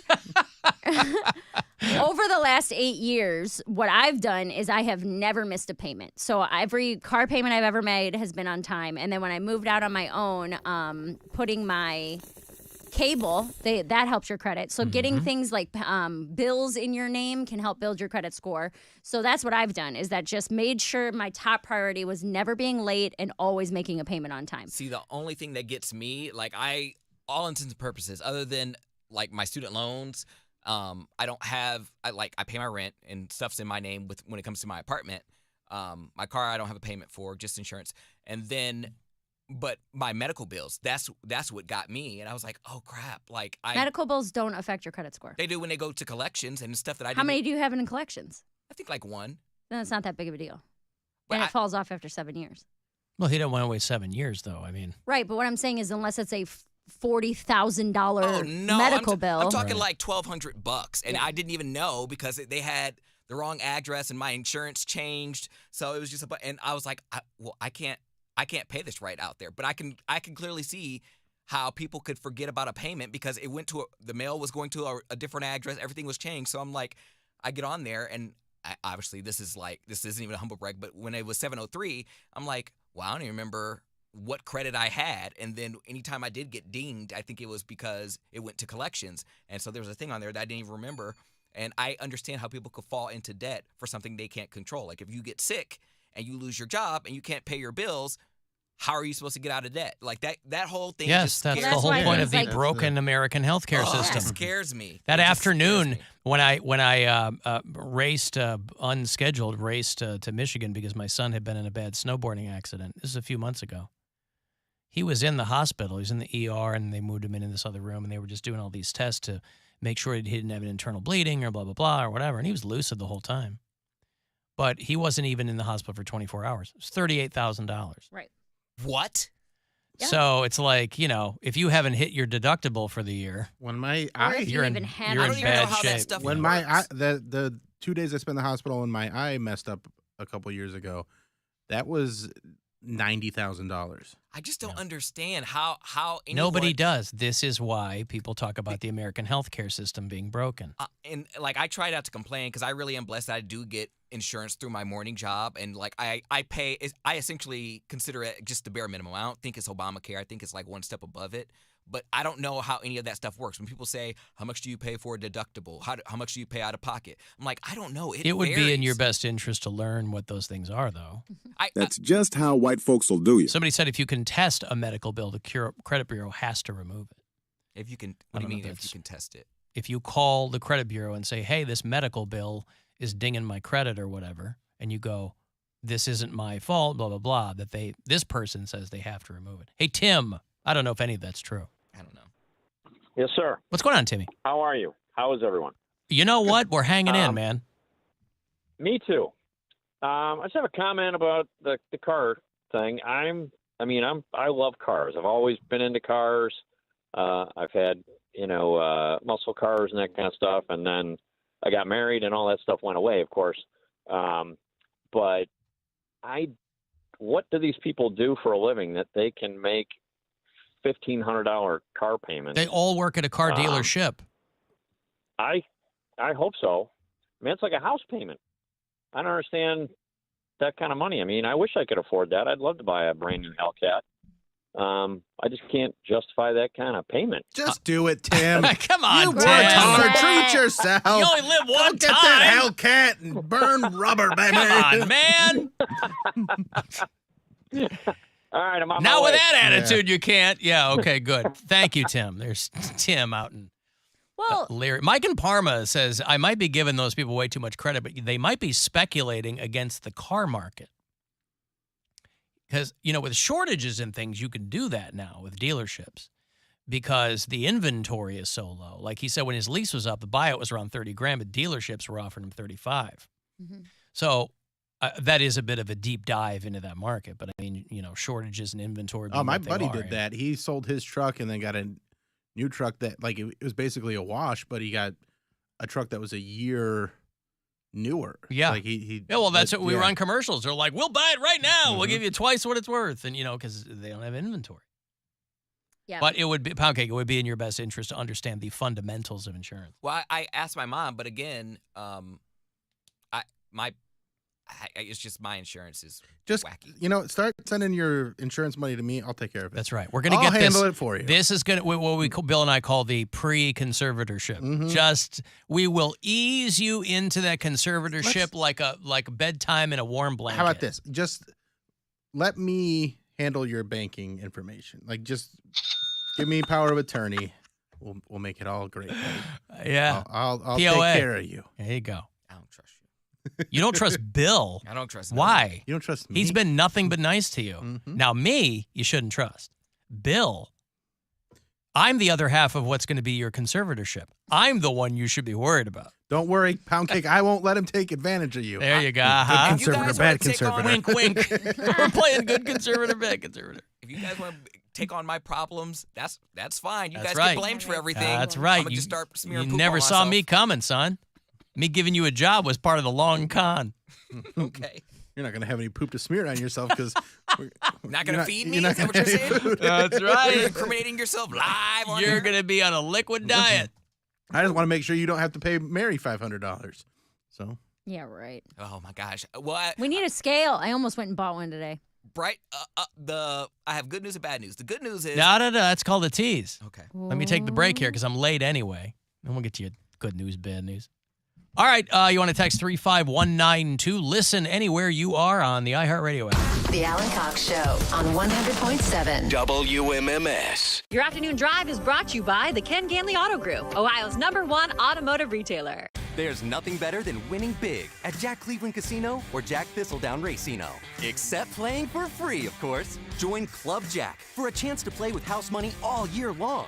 We're talking big money and free play. No risk, all reward. Plus, Club Jack members always get more gifts, more money, and more perks. So sign up now at jackentertainment.com and be automatically entered to be this month's lucky winner. See Club Jack for all the details. Must be 21 or older to gamble. Must be 18 or older for pari-mutuel wagering. Gambling problem? Call 1-800-589-9966. Visit Cleveland Metro Parks and find your course. With 8 pristine courses throughout Northeast Ohio to choose from, there is a course for every golfer. Book your tee time at clevelandmetroparks.com/golf. Cleveland Metro Parks. Find your course. The Brew Kettle is proud to announce the release of Balloon City, a North Coast-style hazy IPA made by Clevelanders for Cleveland. Perfect for a day on the lake, a night at the ballpark, or just enjoying our all-American city. Be sure to pick up a six-pack of the Brew Kettle's Balloon City at Giant Eagle today. Life needs more Cedar Point, and with the $99 Gold Pass, you'll get more. More big drops, more water park fun, more of everything you love. A Gold Pass gets you unlimited visits and free parking at both Cedar Point and Cedar Point Shores for all of 2023 and the rest of 2022. That includes Halloween weekends and next year's grand opening of the Boardwalk. It's the lowest price of the season, but hurry, Cedar Point's $99 Gold Pass offer won't last long. The price goes up September 6th. Applicable fees apply. Get your Gold Pass now at cedarpoint.com. Our largest inventory since 2020. They're here right now, and more are on the way at the all-new Mazda of Kent. Mazda of Kent. Mazda CX-5 crossover SUVs. Mazda CX-30 CUVs. Even 2023 Mazda CX-50 crossover SUVs, and more. The entire Mazda lineup at the all-new Mazda of Kent. Come experience our new retail Evolution dealership, created with solely the customer in mind. We provide a premium experience that customers expect and deserve at Mazda of Kent. U.S. News and World Report awarded Mazda Best Car Brand. Plus, Mazda has more IIHS Top Safety Pick models than any other manufacturer. Our largest inventory since 2020. They're here right now, and more are on the way. The entire Mazda lineup at the all-new Mazda of Kent. MazdaKent.com. MazdaKent.com. To qualified buyers. Nothing says summer like an ice-cold Twisted Tea Hard Iced Tea. Smooth, refreshing, real brewed tea with 5% alcohol. Look for Twisted Tea in the bright yellow cans. Keep it twisted! Twisted Tea Brewing Company, Cincinnati, Ohio. Please drink responsibly. Welcome to the Fake, Not So Fake, Roke Tram Radio Show. I'm here with part of the Calvetta family. Yes. Hello, Casey. Hello, Roke. It's good to be back in the studio. How important is it having generations of family working there? Super important because there's so much pride in the work from the moment the customer walks in the door, scheduling the measure, scheduling the installation, getting the materials. We watched my dad and his brothers work so hard to build it. So everyone in the company, family or not, everyone is family at this point.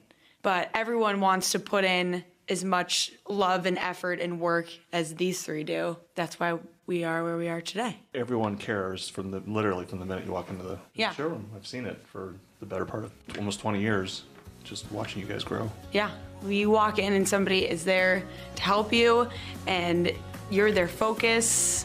It's time to fall in love again with your home. Only at the Calvetta Brothers Floor Show.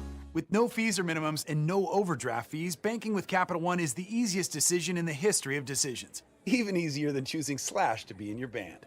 Next up for lead guitar. You're in. Cool. Yep, even easier than that. With no fees or minimums and no overdraft fees, is it even a decision? That's banking reimagined. What's in your wallet? Terms apply. See CapitalOne.com/bank for details. Capital One N.A. member FDIC. Here's another Carmen Eats Cleveland episode. We're at North High Brewing at 2814 Detroit Avenue in the heart of Ohio City. I'm with General Manager Mike Thoen. So you had the Ohio barbecue flatbread pizza, hot Nashville chicken tacos, our salmon special that we have this week. It changes every week, but this week is the mustard encrusted salmon over a pico rice pilaf, and then you had our fried pickles made with our home in-house made pickles. Everything was just fabulous, and I'll tell you, those pickles, I was gumdropping those. Eddie, what type of deals do you have specifically on drinks to go along with all the food you offer? So Monday through Friday, we have happy hour from 3 to 6. It's $2 off our core beers, which are all made at our main brewery down in Columbus, Ohio. $2 off our specialty cocktails and $2 off of our wine selections. You can log on to CarmenEatsCleveland.com and you can buy a $50 gift certificate to North High Brewing Company for just $25. Did you know that tires purchased from Conrad's include everything you need to get the maximum life out of your new tires? Bundle and save and get up to $325 off for select Goodyear tires. Proud partner of the Cleveland Guardians. Think you know Amazon? Think again. Did you know you can get paid when it works best for you? Yeah, that means you can get the money you earned directly after your shift. Or that you get benefits like healthcare on your very first day. As an Amazon warehouse associate, you'll be amazed by what you can get. To learn more about all of the benefits of working an hourly job at Amazon, go to Amazon.com/hourly. That's Amazon.com/hourly. Amazon is proud to be an equal opportunity employer. Welcome back to Good News. Today's top story. Domino's is introducing molten chocolate lava cakes and 32-piece oven-baked Parmesan bread bites to their mix and match deal for $6.99 each when you order delivery. In other delightful news, Jessica Marino's sleepover is having Domino's for dinner. Get any 2 or more mix and match items delivered for $6.99 each, only at Domino's. Ask for this offer. Prices, participation, delivery area, and charges may vary. Delivery orders subject to local stores delivery charge. 2-item minimum. Bread bowl, pasta, and pan pizza will cost extra. Local stores may charge extra for some menu items, crust types, toppings, and sauces. Right now, our country feels divided, but there's a place where people are coming together. I was nervous to talk to someone so different than me. Me too. Love Has No Labels and One Small Step are helping people with different political views, beliefs, and experiences connect through conversation, and it feels good. This conversation gives me hope. It gives me a lot of hope, too. Take a step toward bringing our country and your community together. Start a conversation at lovehasnolabels.com/onesmallstep. A message from StoryCorps, Love Has No Labels, and the Ad Council. 100.7 WMMS, Cleveland. Play the snare drum. Let's play double time for the hi-hat. 1, 2, 3, 4. Play a little faster. Double bass. This is rock and roll. Call the Alan Cox Show, 216-578-1007 or 1-800-348-1007.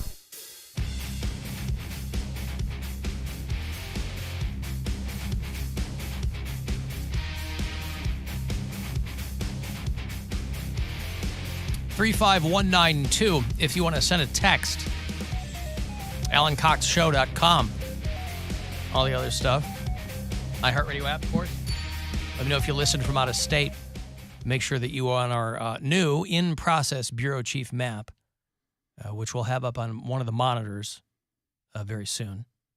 I haven't fetched the physical map, now that I know that Members Only Dave had it. He's in the chat today. Is he? He was. And I didn't have, and that word clearly hadn't gotten out to everyone because I had gotten, I heard from Jim. He is our bureau chief in Alamogordo, New Mexico. And he had, I guess maybe he didn't hear me mention last week that Members Only Dave finally mentioned to me that he had the map. So the mystery was solved. Jimbo out there in New Mexico was concerned that somebody might have grabbed the map with sinister intentions to systematically bump off each one of our bureau chiefs. Now, I don't know, going methodically state to state, I don't know how they would do that. I mean, the map itself just shows the location. Doesn't show the person's name. They would have had to also have grabbed my handy-dandy list. But imagine that. Imagine if there was a way to do that. There's a way to do everything now in 2022. What if somebody with bad intentions? What if Members Only Dave is an evil genius? I know he's a musical genius.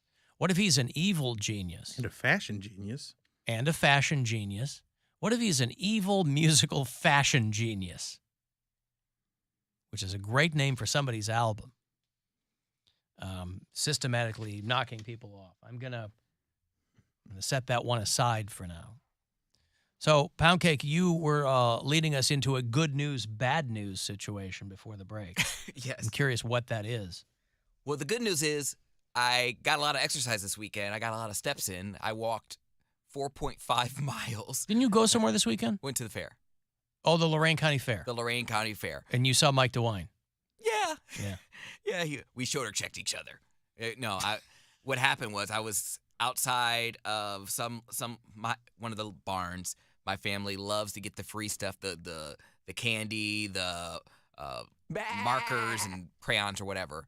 And we had my nephew there, and I was checking out. There was a swarm of sheriffs, and they were all walking. I thought something had happened. They were all looking majestic and hot, and I was like, "Wow, there's Lorain County Sheriff's here." And then I see a little short guy walking in between them. I was like, "Who's that little pipsqueak?" Oh yeah, police detail. Yeah. Yeah. And then I was like, "Oh, that kind of looks like our governor." I was like, "Oh wait, that is our governor." And that was, I mean, it's not like he was a celebrity or anything, but it was the first time I've ever seen him in person. And he had his wife with him.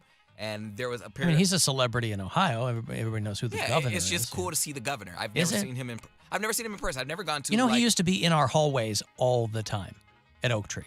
I don't remember. He was always doing some show. He is very small, though. So right, but he was always doing some show at TAM, so he was always in the hallway. I must have missed him. Huh. He probably has, but I've never seen him. And he was there with his wife, and I guess there was some type of Republican tent there, and he was there, and yeah.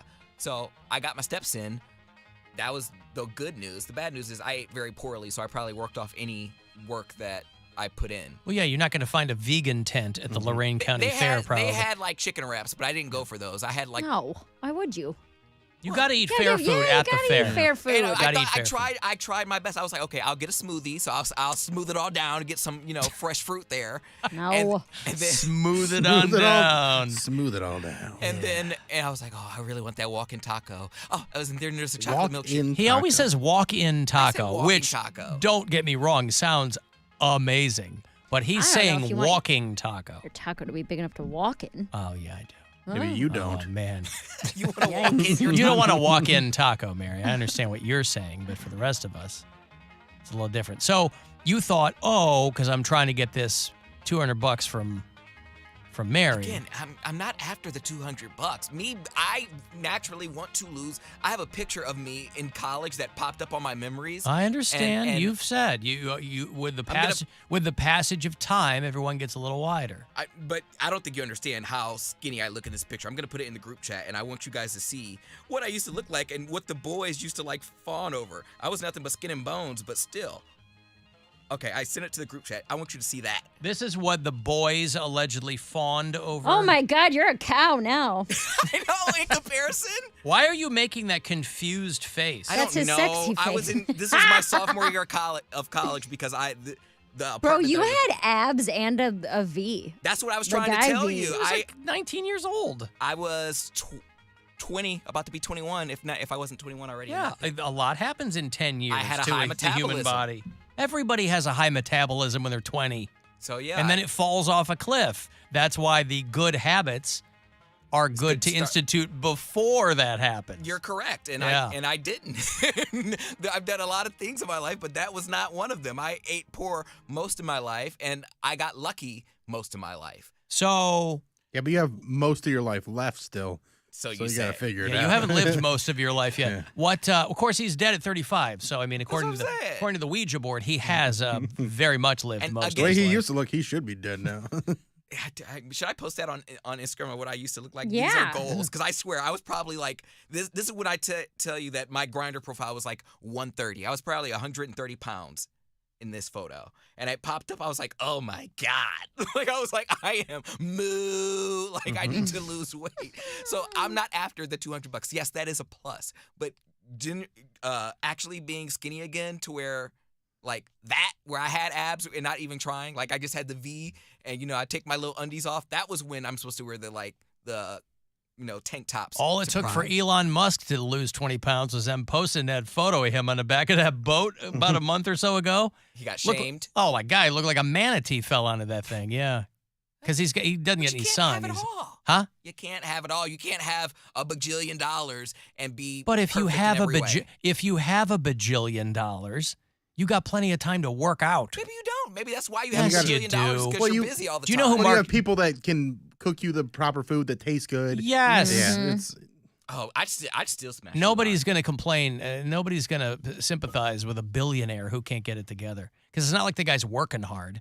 So what is he doing? He doesn't have the body of somebody who works hard. You know who Mark Jacobs is? Yes, I do. Then Yes, I that's do. your spirit animal. Yeah, You figure out what Mark Jacobs did. Well, I know how he stays skinny. He walks around in damn stiletto heels all the damn time. Yeah, but he didn't for a long time. his He went from zero to hero. His legs are always propped up in heels, so he working those muscles. And anytime he, But you don't need. That's an affectation. You don't need to wear heels to keep yourself in shape. That's dude him because he's a fashion designer and he's gay. He's like, oh, people will pay attention to this. Yeah, he is now. But if you Google Mark Jacobs fat, Let me see him. you're like, oh, this is a guy who, I've never seen him fat. yeah, he had long hair. He's wearing glasses. He was a fat dude. But he's like, oh, I'm in the fashion business and maybe I should present myself. And then he just got utterly shredded. Oh my God! At 50. Mark Jacobs is your spirit. And you don't even have to do that much work. He had to do a lot of work, boy. I don't know how much of his work was cosmetic in nature, but I think he just hunkered down, and that's when life got really good for him. He didn't have any tattoos or anything. No. Man, he did an about face for sure. He got a man. He got tattoos. He wanted to be that new. He had fat twos, But then he was got never, tattoos. He was never ugly, though. That's the thing. There is a lot of big people that are not ugly. No, but he didn't. Oh, I don't know, because he was buried under the hair and the glasses and the I like button-down that look. shirts. What? I like that look with the hair, like the ponytail and the glasses and the button. You like a ponytail and glasses is what gets it moving for you. Yeah, it's just a little chubbiness. Like I just don't like the sweat on me and stuff. Like I just don't know.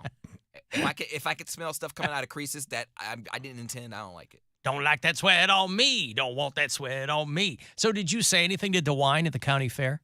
No, I'm sure they loved him there. I bet he had a welcoming audience at the Lorain County Fair. Trump spoke there last year, didn't he? Or 2 years ago? I mean, probably. It's a Yeah. county fair. I mean, you're going to get, you're going to play to your audience. Yeah, I don't know how many. I'm sure he probably does that at he's probably done it at every fair. He probably did it at Cuyahoga County, and then Medina was before ours, and now it's Lorain, so it's just our turn.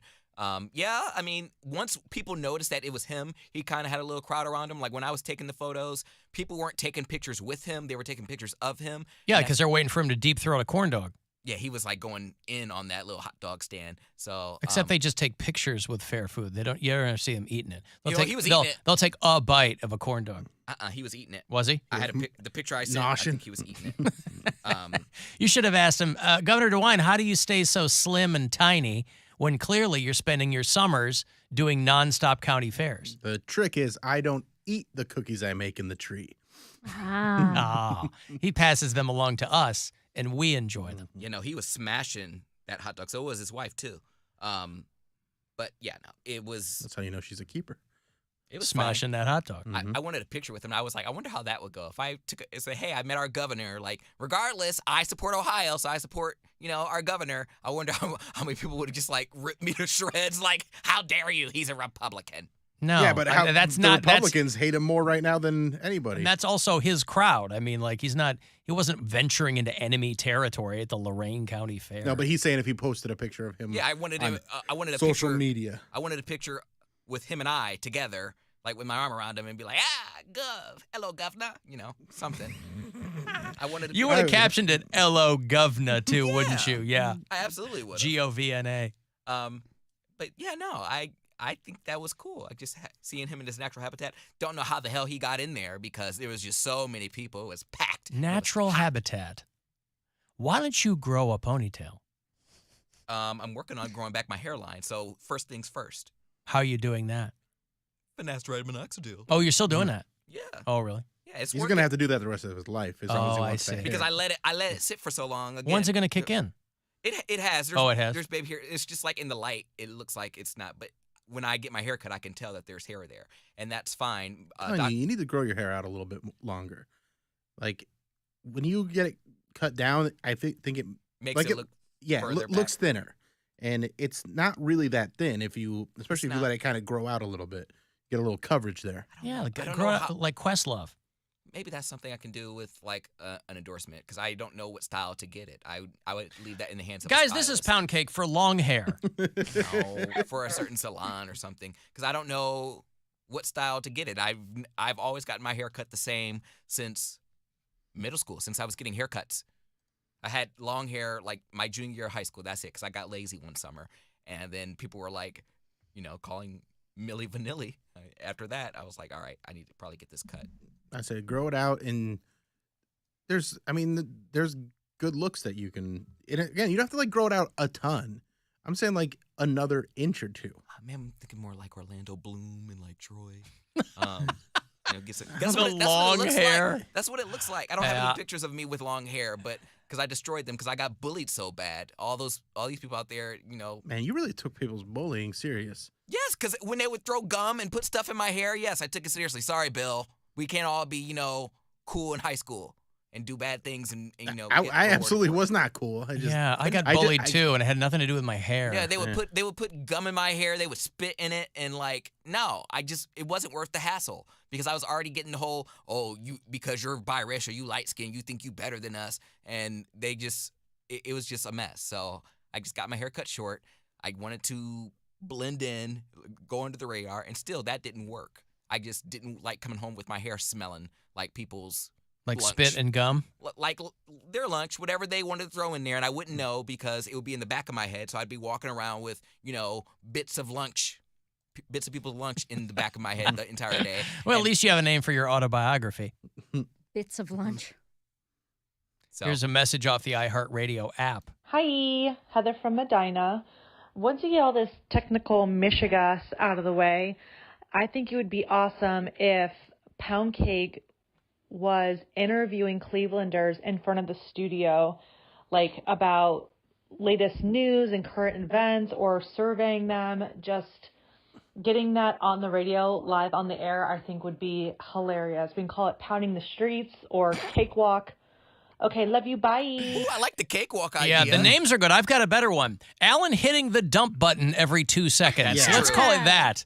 Yes. There's a reason we won't. I love the idea. We could just never do that on live on the air. Even drunk You with just 6 have girls. hey, Poundcake standing there with a live microphone. People just walk up. F.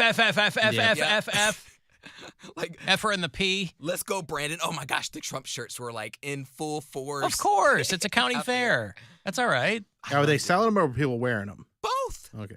They were sold out. There was a certain booth. They couldn't keep them in stock. There wasn't one. I didn't see one Biden stand where, like, they had a bunch of Biden. They didn't want to get firebombed. Yeah. Nope. Biden doesn't sell merch. Yeah, That's Biden why. people aren't in a cult. They don't have flags and shirts, and I just hate the fact that I love Trump supporters so much. Like that I hate. So what did you end up eating? You alluded to what you ate. A walk-in taco. I had a walking taco. I had That's meat in a Fritos bag? Yeah, and whatever toppings you want, Like, salsa, it's sour in a cream, Doritos cheese, bag, yeah. whatever. In a Doritos. You get to pick your chips. Yeah, you can So either the get chips Fritos are or the Doritos. crunchy part. Yeah. You put in the meat and then whatever toppings. Oh, so you want. buy the bag of chips and they just put the other crap in there. Yeah. Correct. I see. And you shake you it all walk up with and eat it. it with a fork or Gotcha. spoon. And I had a white That's shirt. the walking part. Yes. I had a white You're shirt. the entire you're time. walking You could in. sit.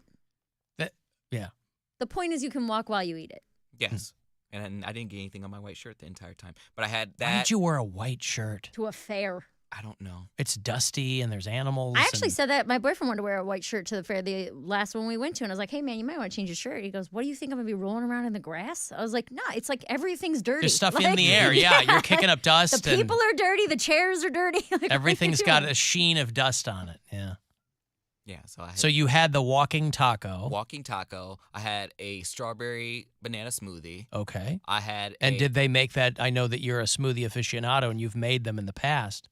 Did they make it to your satisfaction? They didn't. Did you like the cut of their jib when they were making it? Oh, the dude that did it was completely hot. I hope he was 18. But he was. Has nothing to do with the quality of the smoothie. It was it was a good smoothie too. Yeah. and Poundcake was trying to be a smoothie around that guy. Yeah. So what's your name? Then I had a chocolate milkshake, and then What was the elapsed time between the smoothie and the milkshake? Oh God, we were there. We were there from 1, and we didn't leave till like 8. Man, we have Oh my God, that's completely- 7 All hours day in the sun. Yeah. Oh, my we stayed a God. lot longer because we had the kids. Okay, yeah, you we got had a the lot- kids, but and it was still. your first fair, so we got carried 7 away. hours. But Me and you have And very... you went at the hottest part of the day too. it was the last weekend for it, so there was nothing we could do. It was packed. I saw so many Wow. of my high school people that gave me the cold shoulder in high school. They pulled up on me at waiting in line because everything had a line at that point. And they're like, "Hey, man," I'm like, "You're not cutting me." They're like, "Oh no, I went to Oberlin with you." I'm like, "Oh, okay. Hi." You're not cutting. Because people they'll try and play like they're trying to get through, like they're trying to pass you. To try and like walk past. And then they stand in front of you. Yeah, I'm like, "Oh no, I don't care if you got a wagon. I'll kick your wagon over. Like you better get out of line." Like Cody, you and I have very different opinions on what fair food is. Because you got a milkshake and a smoothie. I'm not done. Man, shut your ass And up. then I had a pizza sub, and that's all I had. A pizza sub. When I go to a fair, it is corn dog, fresh cut fries, shake 'em up Oh, I had a little lemonade, bit of fries, yeah. a gyro if somebody's going to share it with me. I don't need a whole Yeah, like a myself. chocolate covered Oreo or right, like deep a, yeah. fried things. Yeah. And he's like, got a smoothie. I don't know. I That guess sounded that's just good to him. Yeah, no, a I weird had choice. I had a pizza sub, and the things I physically ate was my mom had a big thing of fries, and they had like, if you go to a movie where you get the jumbo size bucket. popcorn. Yeah. I was like, "Mom, nobody needs these fries." They're like, "It's for my grandson." And she literally just had like a mound of ketchup, a big bowl of fries, and she's just gonna set it in like this wagon that's what they call it, a wagon, but it's a stroller that is a portable playpen. So they just put the fries in there. He's got ketchup all over his face. I'm like, "Oh my God, is he bleeding?" He's peeling his face off. He's got so much ketchup on his face. And so she had that. That was her excuse. So I ate a little bit of those fries and a pizza sub and my walking taco, and that was it. That's what I had for 7 hours. Are you saying that's not a lot of food for 7 hours? I thought it's He's like, that's all I had. high calorie intake. All I had was walking tacos, a pizza sub, and 2 drinks. Not even and he in walked 7 hours. And he walked 10,000 steps. 14,000. That's true. Yeah. Oh, 14,000. Yep. That's a pretty good day. Yeah. Stephen Camp points out if you do grow your hair out, all those rats are just going to come around and start sucking on it. Rats sucking on your hair again. Yeah, hair looks like a rat sucking on it. Oh, man. I think, I've told you this before, and I think this is what you do. As you are getting yourself into shape, I think you shave your head and you grow a goatee. You do. I hate you. Why? That's a good. Huh? You're not being serious. Yes, I am. You're doing it because you just want to exploit it. You're not doing it. How 'cause would I you want me to exploit look what cute. you look like? How would I exploit your looks? Why would I look good with a bald head? Because there ain't a black man alive who doesn't look good with a bald head. That's not true. You have a weird good shape. shaped head. No, I don't. You don't? No. Okay. What are you talking about? Your hair is short enough that it basically is it just looks like your head. What Like, I'm you can see saying your head also shape. is a lot of guys do the bald thing, so they don't even have to think about their hairline. They don't have a hairline. Yeah, no It's a gum lot getting up. thrown into your bald head. That's right. It would just bounce right off or stick, and then you can pull it off and chew it. Okay, I'll think about it next time I go to the barber. All right.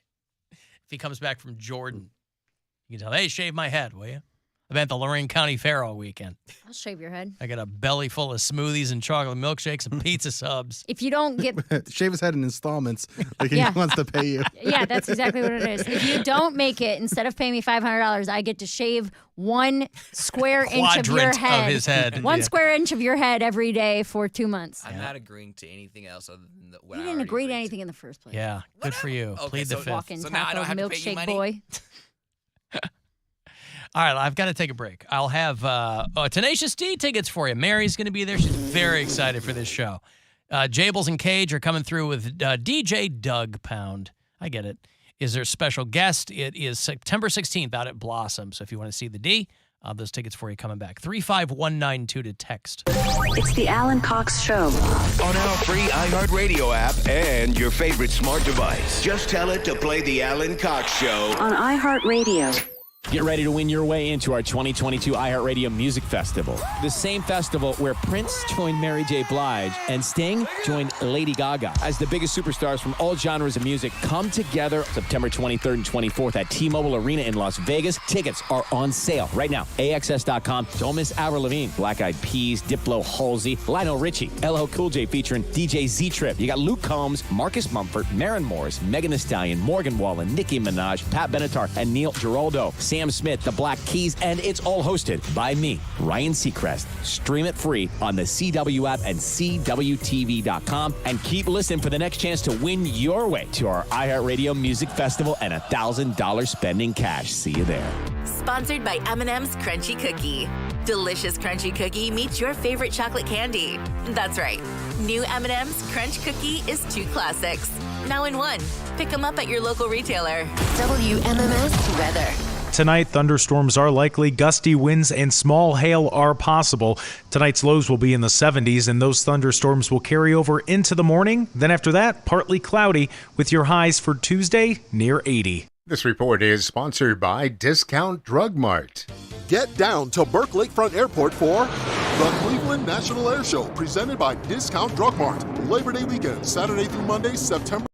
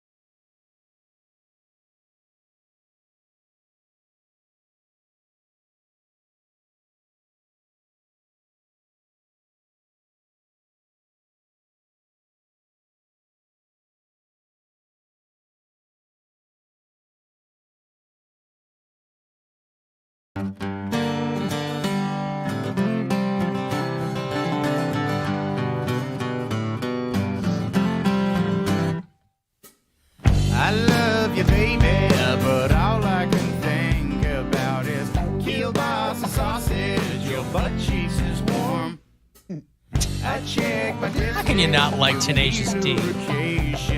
His butt cheeks is warm, Mary. Oh. Come on. Dave Grohl on the drums. He's not touring with him, of course. Imagine you're the guy that has to play all the Dave Grohl stuff. I see you walking, but all I can think about is Dianetics. Your Butt cheeks is warm. Come on, man. That's the best. The album's over 20 years Brilliant. old. The first Tenacious D album. And that was after an amazing run over there on HBO. Malibu Nights, Malibu Dreams. So, yeah, I'll have tickets for you all week for Tenacious. Well, not all week. We're here today, tomorrow, Wednesday. So those 3 days, we'll have tickets for you for Tenacious D. Still, plenty of chances for you to grab one of those Vegas trips, too. See the Black Keys and Beth Benatar and a lot of other bands are going to play the T-Mobile Arena in about a month.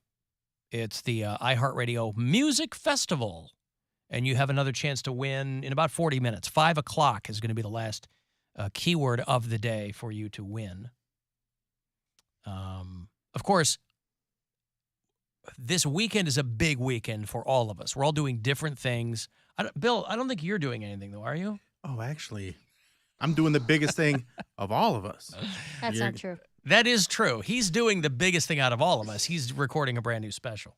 You're a jerk. What, that's bigger than my college gig in Sumter, South Carolina? Is that what you're saying? That's what I'm saying. Uh-huh. No, that's exciting. Where is it?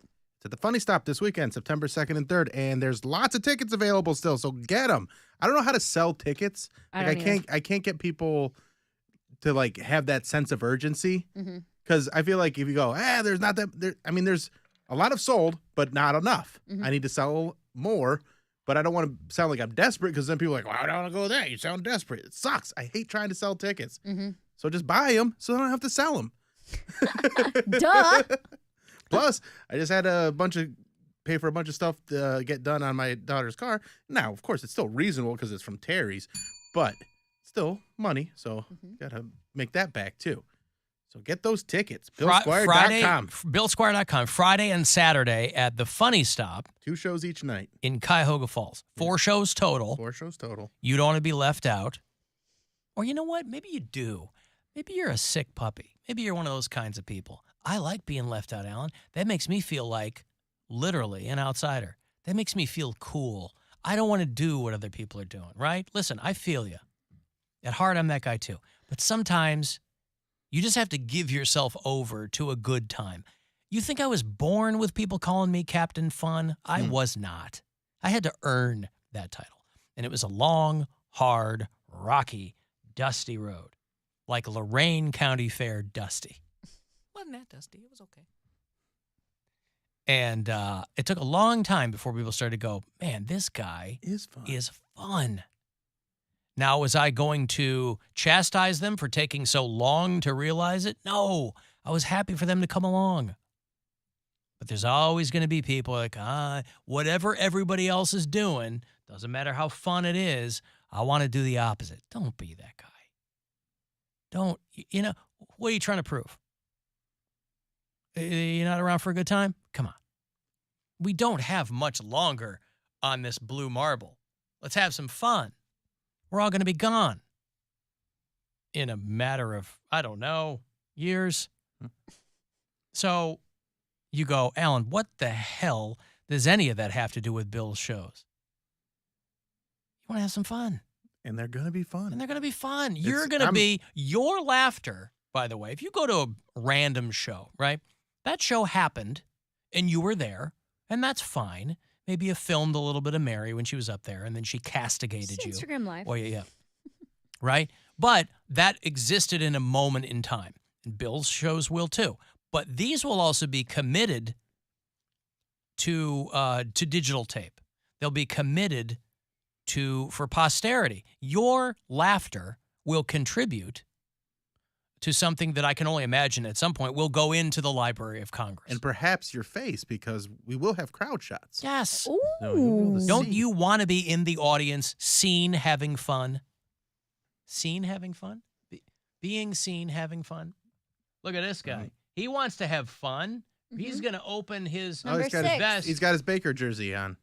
Yeah. That's I'm just a showing him Baker. my Yeah. shirt. Oh, Yeah. there's Baker Mayfield Carolina Panthers jersey. Yeah. Good job. Wow, this Yeah. guy. Yeah, he's so talking to us excited. as though we can hear him, and we simply can't. But an old guy with he's got a long gray. He looks like Larry David let himself go a little bit. Yes. yeah, He's actually. got a gray skullet. Yeah.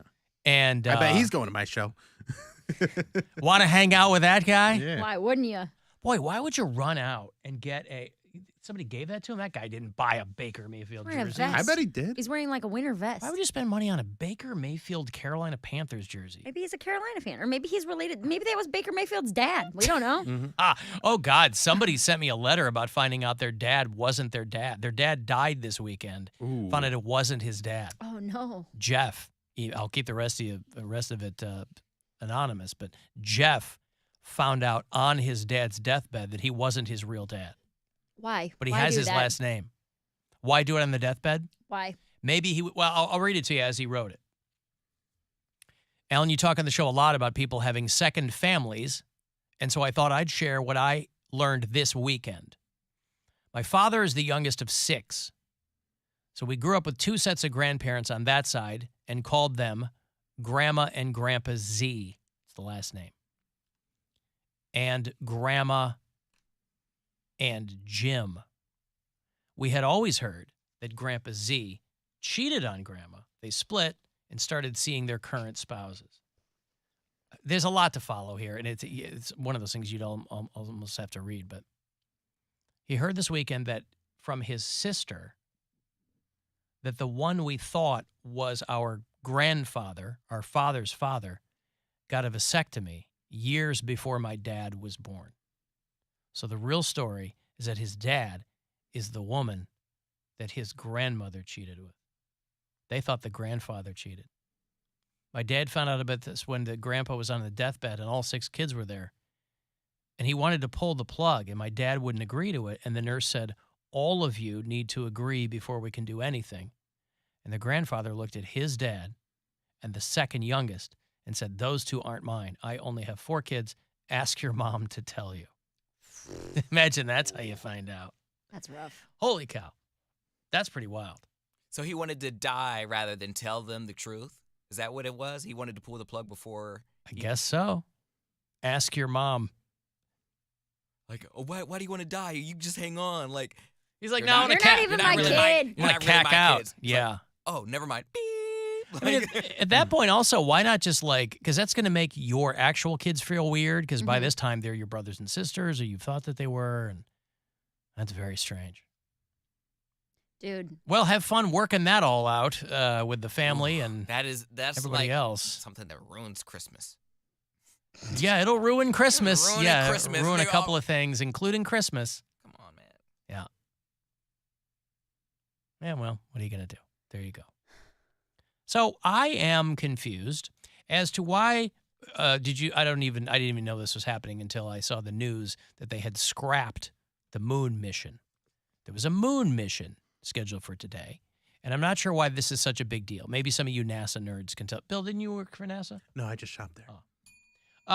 Maybe some of you NASA nerds can tell me why this is a big deal. I mean, outside of just your regular everyday we're shooting things into space thing. We haven't been to the moon in 50 years, and this wasn't even going to be a manned mission. Apollo 11, 1969, they were on the moon. So this was the Artemis 1, and this is a big deal, like a $4 billion rocket that they had to delay because they had a glitch. No people on this. This isn't a manned mission. An unpiloted crew sent an unpiloted crew capsule on a 42-day mission beyond the moon and back. So I guess I'm not clear. I've never understood why we aren't on the moon all the time. You know, people famously talk about how we walk around, these phones in our pockets famously have more computing power than they did when they sent up the Apollo 11. I don't know if that's true or if it's like a wives' tale. Definitely true. Whatever. You think so? I don't know. But they were doing specialized stuff with those computers. Like, we can't use this phone to get to the moon. There's a lot of other, the rockets play a big part. No, understood. I get all that. I'm just, it's not like we go to the moon all the time. So maybe that's it. But there weren't people on this. I mean, but it was a big deal. Like 25,000 NASA workers and dignitaries and guests were at the Kennedy Space Center. Kamala Harris is there. You know, they said it was the maiden launch of the agency's most powerful rocket. So I guess from that standpoint, I guess that's a big deal. But like going to the moon is not a big deal anymore. I mean, they faked the first one. Am I right? Yeah. Why don't we just fake this one too? Mm-hmm. And if you're one of the engineers, yeah, that sucks. So the people working on it, I get that. I'm talking big picture. I don't know why a moon mission is a big deal. They said it's the most powerful rocket ever built for NASA. And they want to return astronauts to the moon in the next 3 years. I guess I don't understand why getting guys on the moon is so hard. Is that what they're implying? That putting people back on the moon is hard? We did it 50 years ago with way fewer technological advances than we have now. Yeah, but egos were smaller, so they took up less of the limited oxygen. I mean, one of you space nerds will tell me, because I'm sure that there's something I'm missing. But I got to tell you, when it comes to Apollo 11, you know, Neil Armstrong, the guy I always think of is Michael Collins. People remember Neil Armstrong. They remember Buzz Aldrin because those were the guys on the moon. You ask them, they might not even know that there was a guy orbiting the moon the whole time. Michael Collins. He was the third guy in Apollo 11. I'm sure he was in the car when they did the ticker tape parade, but he wasn't Neil Armstrong, the first man on the moon. Only one guy got to be Neil Armstrong, and that guy was named Neil Armstrong. Maybe that's a problem. He was born for it. Because now we're living in a time where everybody has to be included and stuff like that. We can't just send one person. There has to be a bevy of people. Yeah, participation trophies. So who's going to stay in the capsule when everybody's got to go down? You have to get one of everything on the moon now if you want to do a moon mission. I've never done a deep dive on that, you know, the Apollo 11 mission. So I'm sure some people who know that history very, very well could tell me. I don't know if they drew straws. I don't know if it was by chance. I don't know if it was if they each had expertise that would be better. You know, if Collins was a great navigator. Because Neil Armstrong and Buzz Aldrin go down there on the lunar module. They land on the moon in the module. Collins is going around the moon. He's orbiting the moon. They were down there for 3 hours. I mean, you know, moon time, I think it was like 5 minutes. Moon time's different? Moon time. Maybe that's the problem. Yeah. Daylight savings messed up moon time, and we can't go back. Yeah. They were walking around the moon for 3 hours. Michael Collins is taking pictures and doing experiments and whatever up in orbit. Because he's like, well, so... And I'm sure it's well documented. I just don't know. And I'm stupid about this stuff. That's where my questions come from. Did they draw straws? Buzz Aldrin, I mean, this guy was famously, when he came, because when these guys come down, they're like, they start drinking. They're like mean to their family because they're like, nothing down here will ever remotely compare to being up there. That's how I felt when I came out of first class. In space. I came out of first class and I looked at Brian and his daughter. I was like, you peasants. You don't even know me. You picked me up in a Subaru? Is that who you think I am?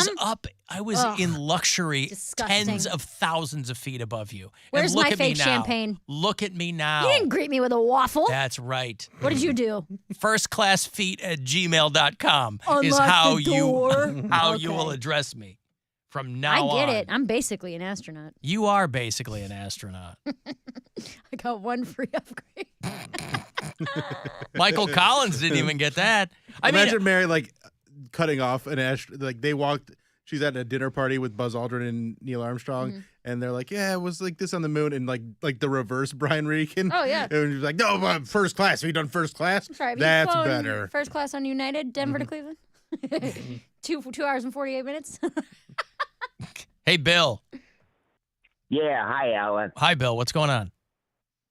Just quick to tell you, the main thing with the new flight is they do an unmanned mission first, then they're going to land us on the moon, because eventually, and now in the next several years, we're going to set up a permanent base on the moon to help further flights to Mars and such. We'll probably be in conjunction with the European Space Union or whatever they call it, and whatever other country. So that's basically it. So it's a big project. Okay. Why has it taken so long to put people back on the moon?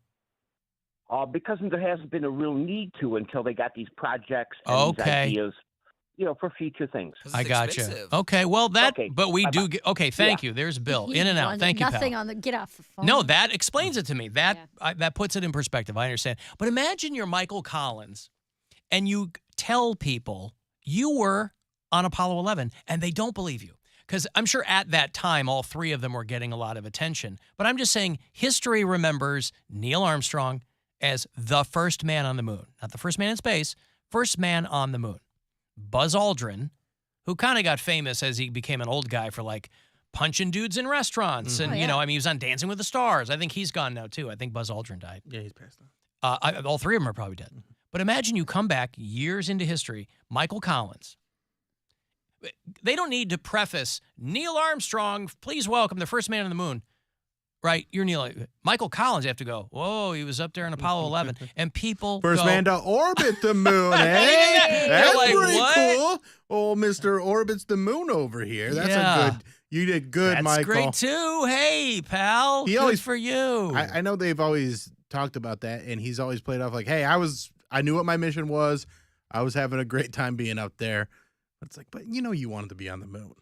Yes. You want to be on the moon. I mean, maybe he didn't, though. Some people don't like the spotlight like that. Maybe he just wanted to do it for the science part of it. He was a geeky guy. But you didn't have to be, even if you didn't want the spotlight, you'd want to have your feet on the moon. Maybe he didn't. He could be like, look, I don't even have to be the first guy on the moon, all right? Armstrong. He could. They may have chosen him because he's like, I'm here for the data. I want to take the pictures. I want to stay in my capsule. What if they're explaining what's going to happen is first Neil's going to go down, and then Buzz is going to go down, and then and he's like, and then I get to go down. And like, no, you have to stay in the spaceship while you're going to orbit while they're down there, and then after I orbit once, we switch them out, right? Like Buzz goes up and I'll go down, and we'll take turns because I want to go on. And they're like, no, it doesn't work like that. We can't. We can't. You have to orbit. Like you're going to go on the lander. So Buzz Aldrin is still alive. He's the only one still alive. I thought he was dead. I did too. Michael Collins died last year. Neil Armstrong's dead. Buzz Aldrin's 92 years old, so he is still alive. But yeah, Michael Collins is orbiting the moon, taking pictures. While do it for the gram, you know what? Man. No, I'm sticking to my story. I think that's what he wanted. I don't think he needed to be the guy. I don't think he needed to experience that. He wanted to quietly give his contribution to science and the advancement of America. I think he's not a beach guy like me, and the moon is very dusty. Moon sand was too much for him? Yeah, and he's like, I don't really want to get all that moon sand. You track it into the lunar module. You can't get it out of there. It's just everywhere. Yeah. It says his training was completely different from what Aldrin and Armstrong did in the lunar module. That makes sense. You all go up the same, but then two of you got to train in that lunar module. During his day flying solo around the moon, Collins never felt lonely. He's one of those guys. That's what I mean. He loved this. He was born for this. They said, not since Adam has any human known such solitude. Oh, that's cute. The made-up guy. Collins said he felt very much part of the mission. Well, yeah, you are the third guy. It's not like they were, the space shuttle crews, they had like 7, 8, 9 people. This is just 3 dudes, talking about chicks. Hanging out. Hanging out on the way up there. God, you talk about everything. Like, what do you share with your friends that you would share with your co-astronaut? Guys, I just farted in my suit. There's a lot of that. That's why that is a self-propulsion system.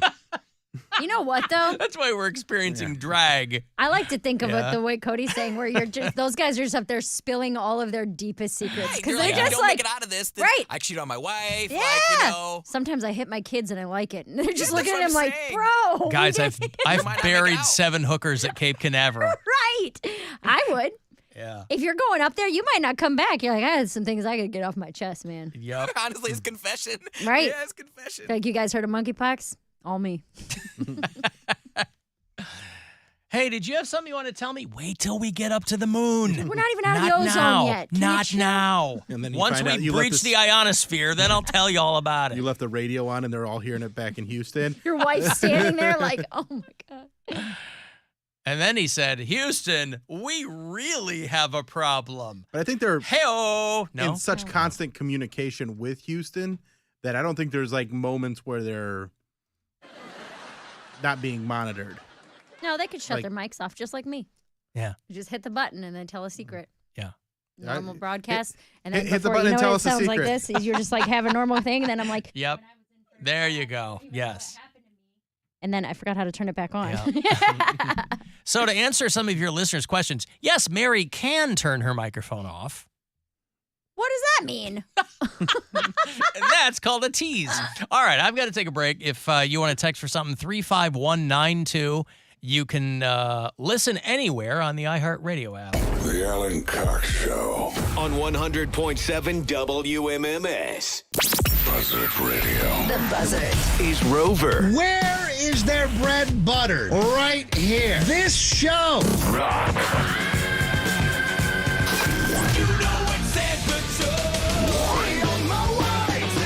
And Alan Cox. In addition to being Captain Fun, I'm a nice guy, right? Your FM home of the Guardians. That's as good as it gets. 100.7 WMMS. Proud tire and car care partner of the Cleveland Guardians. As a small business owner, the last thing you need are nonsense fees on internet and phone service. Spectrum Business doesn't have any of the nonsense fees other providers charge. CenturyLink charges me a facility relocation cost for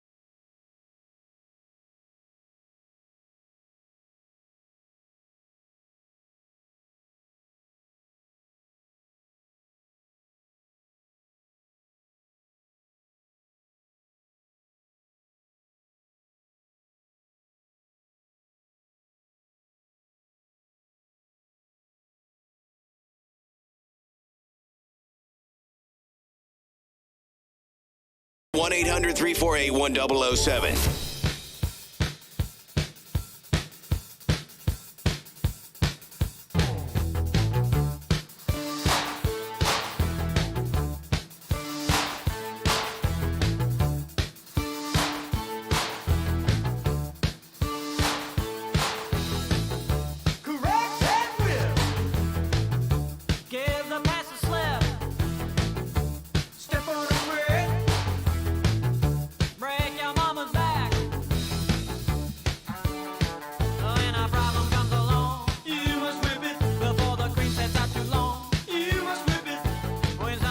You know, we have a lot of bureau chiefs in the great state of New York. We've got Jeff in Schenectady. We've got people on the island of Manhattan. Got somebody in Hell's Kitchen, more specifically. We got people in Utica. People in all over the place. And they have made it illegal now. Now made it illegal in New York for anybody under 21 to buy whipped cream because they don't want teenagers doing whippets. Even the tubs? Like you couldn't get a tub of Cool Whip? No, you could. Well, whipped cream. That's cream and Cool Whip are two different that's whipped Oh. topping, Mary. Oh, sorry. That's dessert whipped Kids topping. ruin everything. But you can get a gun at 18 in every state, pretty much. Can you get high off that gun? Yeah, a lot of them do. You A can lot of get die off that homosexuals gun. out there. Yeah, under 21, you can't buy whipped cream. Gee, how is anybody under 21 going to get whipped cream? This is one of these things where it's like, man, this is where you lose people. Are kids getting that fat? Yeah. Bill, see me after the show, eh? Yeah. I got a thing. Can you just tell me now? They don't want the kids doing the whippets. Oh. You know, where you just suck the nitrous out? I've never done a whippet. Me either. I have. It's not, you know, if you do it a lot, you're going to be in bad shape. You're going to kill off a lot of things in your brain that you're going to want later on. I think You know, some of they'll clean out some of these abandoned houses in some cities, and there's like a giant barrel of cached nitrous canisters. You don't want that. That's what Steve-O's house was looked like that, yeah. Yeah, when he was Those little capsules. like deep into whippets. That was his addiction. I mean, it was They were everywhere. alcohol and everything, but like Like a he was layer of them across doing- his floor. Yeah, like it was paved with empty nitrous containers. When they look at the data, the DEA says that 20% of young people are using inhalants by the time they reach 8th grade. So it's not like it's not a problem, but this is another one of these things that's not going to solve the problem. So Makes it harder to get. does it?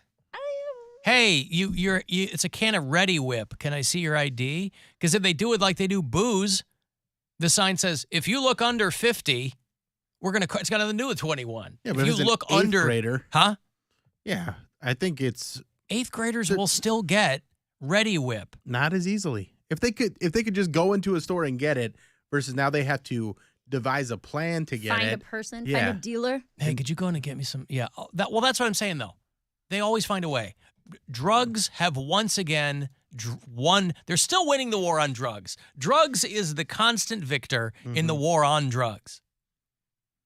So they're doing this in New York State. It's from last year. I don't know how it's getting traction now. Because whoever wrote the article quiet quit. So they Quiet quitting. I saw Yeah. a TikTok about They that. just Yeah, the they kid, took he's their like- time to get to it. The kid who goes, no, you're just doing your job. Quiet quitting. It's ridiculous. When you do the bare minimum for your job. Yes, that's called doing your job. What you pay me to do. Yes, that's right. No Sorry. one's above and beyond. Who does that work for? I learned my lesson. If they find out that you can do more for the same money, they will make you do more for the same money. Massaging the logs. Of course. Quiet quitting. Because the article I read, I must have missed the quiet quitting. The article I read was like, now bosses are quiet firing people. Like the person in charge is too much of a pussy to go, hey, we got to let you go. Bye. So they're just melting in everybody. Well, they just Move stop. you down to storage room B. Yes. They're just like, stop scheduling people if you have that kind of job, you know. But it's so silly, quiet quitting. he was still getting a paycheck because of a glitch in the glitch system. in payroll. But we fixed the glitch and should take care of itself. It'll just take care of itself. Right. So quiet firing was the thing. You just heard about quiet quitting. Now it's quiet firing. Yeah, well, that's been going on for a long time. Hey, did you fire Jenny? No. She's not on the schedule this week. I mean, they kind of. But is she fired? It'll work itself out. She'll figure it out. She'll get it. They did the quiet firing here where we used to get the emails, and we don't get the emails anymore. No. See, I outsmarted everybody. I'm not going to quit. I'm just going to quietly not do anything and just coast. So kind of like now. Anywho, Exactly. yeah. But also, you can't do anything quietly. I was going to say, he will loudly quit. Bitch, I'm out of here. Y'all made an enemy of me. Now I know where y'all stay. Y'all made an enemy of me. That's 616 right. Euclid, y'all just put the address out there like that. Y'all ain't scared. That's right. Y'all gonna be. You better pray to the Lord that I don't come find you. A lot of talk about, quiet quitting. They call it a new workplace phenomenon called quiet quitting, or doing the bare minimum of your job. And that's how American minds have been rewired so much that people read that and they go, oh, God, doing the bare minimum at your job. Nobody wants to work. That's what you pay people for, to do their job. There is because the maximum won't get them any more money. No. Maybe it will. There are some people, still, listen, I've said this, just how I'm wired and how we were taught when I was younger is you do your job the best you possibly can, even if the job sucks, right? I would work just as hard scraping the floor of a bakery in high school as I would doing something I really like to do. But I fully understand where people are coming from. That's just me. For people who are like, I do what they tell me to do and I get the hell out. Yeah, I fully understand that. That's what they're paying you for. This also isn't saying you can't take pride in the work that you do or do the work that you are assigned well. You can still perform your job well and be proud of it, but I'm not going to do my job and somebody else's job. Yeah, the quiet quitting kind of came on the heels of the Great Resignation, right? After COVID, people were like, when we were awash in jobs and people kind of that's going away too, because they want people to come back to the office and all this kind of crap, and the job market is going to flatten out. But hot on the heels of the Great Resignation was people were like, well, I'm not quitting, I'm quiet quitting, where I just do the bare minimum. And, and you would see these think pieces about why are people coming to the conclusion that blah, and you'd see somebody on Bloomberg Business Channel type, nobody wants to work. Yeah, they're working. They're just not going to do twice the work for the same amount of money. Why would anyone do that? I've gotten into not arguments, but like stern email chains here where they want, like, they'll sell me on like, oh, here's a pitch for an endorsement. And they want to include a full page of things for $100. Of course. No, thank you. I'm not going to do that. That's awesome for you. Right. I understand what you want me to do and why you want all this. I'm not going to do that. I remember the days I used to do trade. Yeah. I was like, it's my foot in the door. I'm gonna show up there. It's not your foot in the door, though. That's the thing. They want you to get you for as cheap as they can. Of course. And you will be overlooked next time. But that's also will be overlooked. But that's also every company. Right. The old Chris Rock joke, minimum wages, if I could pay you less, I would. Yeah. That's absolutely true. But anyway, yeah, quiet quitting. I can't believe some people are like upset about that, where they're like, you should go above and beyond 100% of the time. Well, because companies seem to think that's why this whole, what you start to see now is companies trying to put the screws to people to get them back in the office, because a lot of people work from home. They like working from home. They find out that when they do studies of it, people do a better job when they're at home, right? Because they don't feel all that hovering and pressure. And as long as you get what you're supposed to be doing done, that's fine. But companies now are like, well, working from home is a benefit. Oh, come on. So we're going to start, you can either come back to the office or take a pay cut. Because a company why should that be a benefit? No company wants to give anybody benefits anyway. So in their mind, they're like, every little thing you might get. Everything you might, not even might get, you should might be so enjoy. happy to get, right. If this makes your job more enjoyable, it Right. should be used as an incentive, not just a part to of... dock your pay. Right. We should pay you less because you actually like your job. Right. That is so effed. I mean, that just the mental gymnastics of that is crazy. I understand, if you're running a company, you're looking at places to, cut your whatever, but you're not looking to cut your productivity. And so this whole we want people coming back in. Yeah, and some people like coming back in. I like going to work. I like going to have a place to go, right? I couldn't do this at my house. I'm not productive at home. I don't get anything done. Well, I could be, but it's I have to be in. I can't be negotiating a wife and my child, and I can't do that, right? So, no, I think the only maybe thing. if you just set some boundaries with your 6-year-old. Yeah, it's called quiet fathering, right? And quiet husbanding, right? And I need you to do that all day long when Daddy's working. I have never had a job where I've gotten paid time off, like PTO. So when people talk about that, they're like, they try to make me feel bad for taking my PTO. And I'm like, well, at least you get PTO. Mm-hmm. So in the arts, you don't do that. I never expected that. So when people complain about it, I'm like, listen, you're not going to get any sympathy from me. Cash out that PTO, take the money or take the days off. I don't care. Any days I take off, it hurts me and I have to really like somebody to, I'm literally spending money spending time with you. So I don't want to hear nothing. Make it the best time ever. But I think there's part of you that likes being able to hold that over. Yes, entertain me. Yes. My friends know. He loves being able to hold that over to I'm hanging out with you, but I'm taking a pay cut to do it. You got to really step up your game. That's good. When my friends travel, they're like, do we need to pay for your ticket since you're gracing us with your presence? My God. And I was like, no, my mom's paying for my ticket for my God, birthday. I hate you so much. So I was like, but we're going rafting. We're going on a lazy river on a tubing thing for 4 hours. I was like, you can pay for that. It's only $92. They're like, all right. So I was like, are these birthday presents or is this how you approach every vacation? It's a birthday present. Are you sure? Because you said that kind of quiet. It's a birthday present. Let me give you this trip here. You won't have to do anything for this. You just win. It's a trip to Vegas for our iHeartRadio Music Festival, the Black Keys and Pat Benatar and a whole lot of people playing at that T-Mobile Arena. You and a friend will get you out there, put you up. Tickets to the whole shebang will throw you $1,000 to boot. So listen closely. Good luck. Hey, it's Rover. Time for your shot at $1,000 and a VIP trip to Vegas for our iHeartRadio Music Festival. Text the nationwide keyword LUCKY to 200-200. You'll get a text confirming entry plus iHeartRadio info, standard data, and message rates apply in this nationwide contest. That's LUCKY to 200-200. And good luck from Buzzard Radio. Hey, Kaylee. Hi, Alan. Hi, what's going on? Oh, I had to call in and chime in on this silent, or what is it, quiet quitting nonsense. Quiet quitting. Whatever it is. It's just, I just can't even, this generation is currently being plagued by so many things. And just to add this to the list is, oh, God, we're in trouble. Why?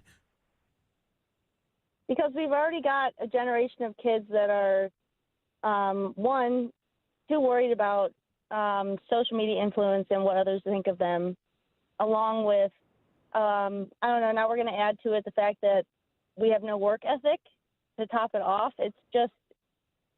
It's not having no work ethic. It's having boundaries with your employer saying, I'm going to do the job you paid me for. And if you want me to do more, you're going to compensate me for it. I don't think there's anything wrong with that. All the people texting me say that it's called acting your wage. Yeah. Not quiet quitting. Acting your wage. I like that. I act exactly my wage. You get nothing more, nothing That's less. awesome. Kaylee, I'm probably, I think I'm mentally aligned kind of with you. I'm kind of old school. However, I will say, anytime people go, this generation, social media, that is a job now. You get paid for it. It is a job that you can do. You are your own boss. So it might seem silly and frivolous to people. And I think for a lot of people who are doing it and not really seeing that many returns, at some point you got to go, okay, is this worth what I'm putting into it? Like any other job. But there are people who genuinely, you read about these people who start taking pictures of their dog. And next thing you know, they're a pet influencer, which sounds silly. I mean, but Erica. these people quit their jobs because they're making more money on social media. So there's nothing wrong with that.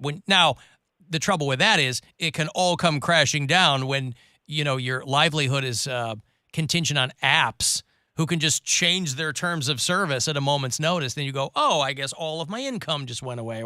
So it's like any other job. There's a high risk, high reward.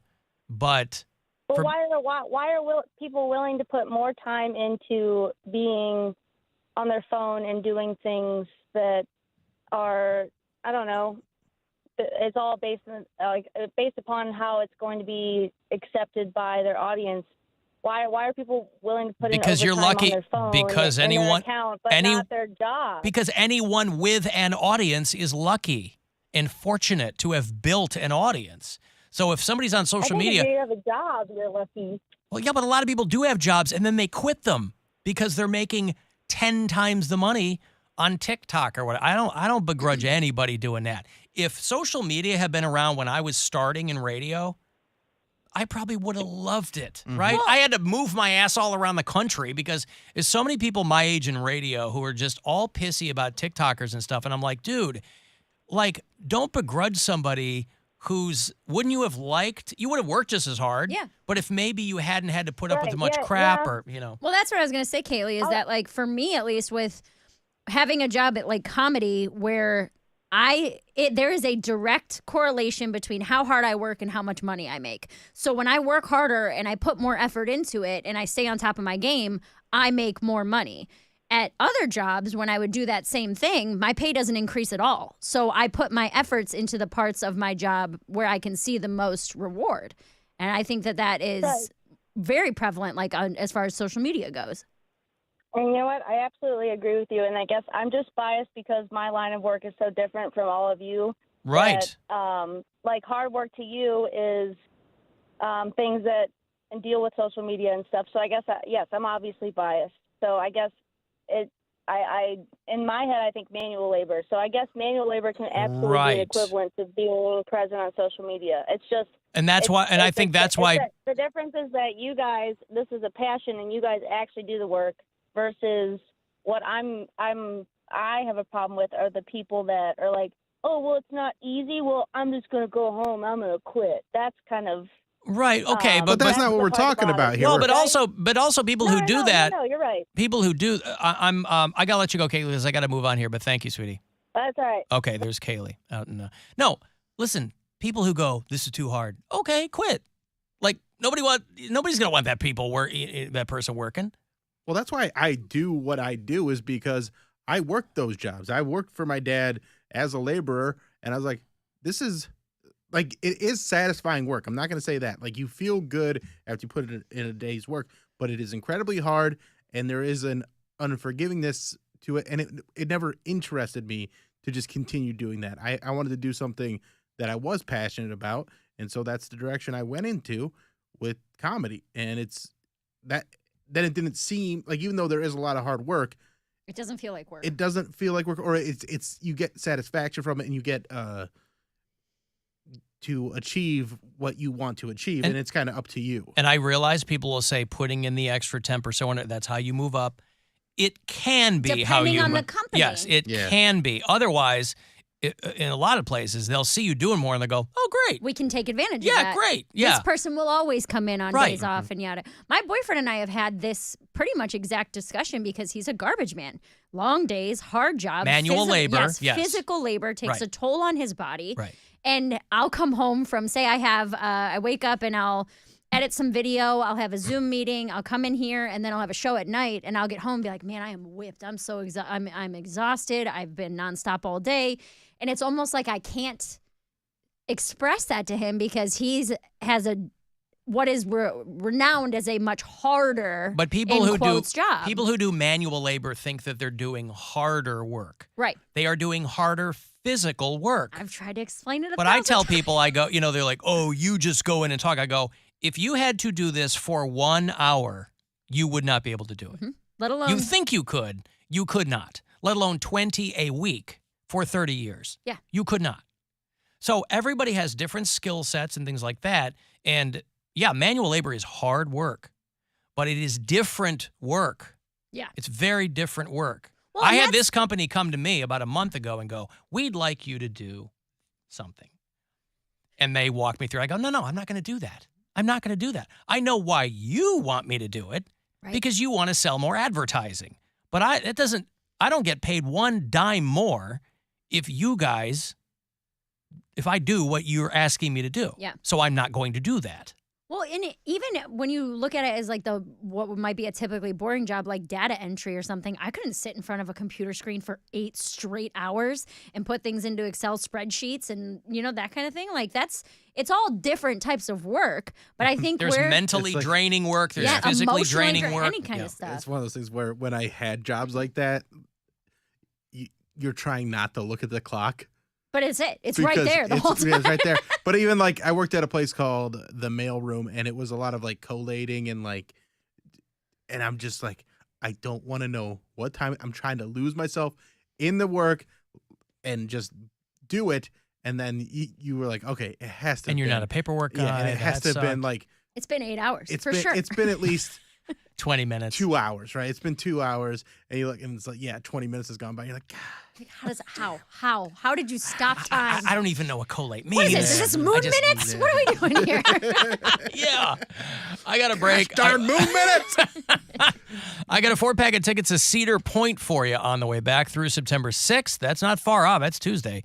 You can get the solid gold. You can get the gold pass for only $99 at cedarpoint.com. But I'll get you a 4-pack after the break. 35192 if you want to text, and we'll be back. This is the Alan Cox Show. Everywhere on our free iHeartRadio app or whatever smart device you have. Just tell it to play the Alan Cox Show on iHeartRadio. From the Universal Windows Direct Weather Center, WMMS Weather. Tonight, thunderstorms are likely, gusty winds and small hail are possible. Tonight's lows will be in the 70s, and those thunderstorms will carry over into the morning. Then after that, partly cloudy, with your highs for Tuesday near 80. This report is sponsored by Pella Windows and Doors. Pella has the products for any style at any budget, just for you. And right now, you can get Pella and pay nothing for 12 months, or take $150 off windows.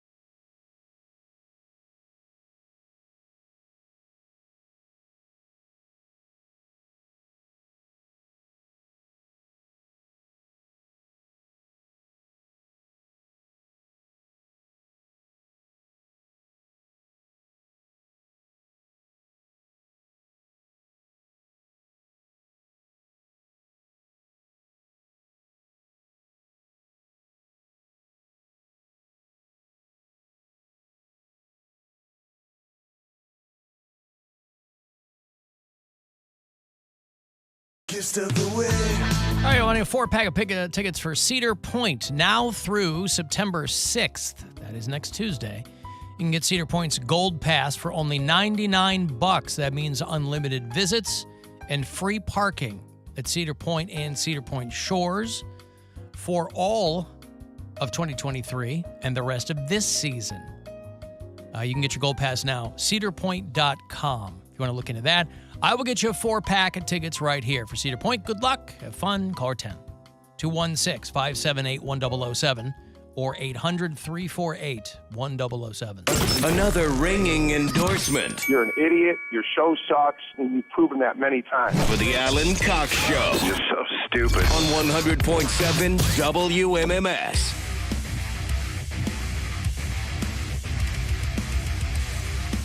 Guardians off tonight.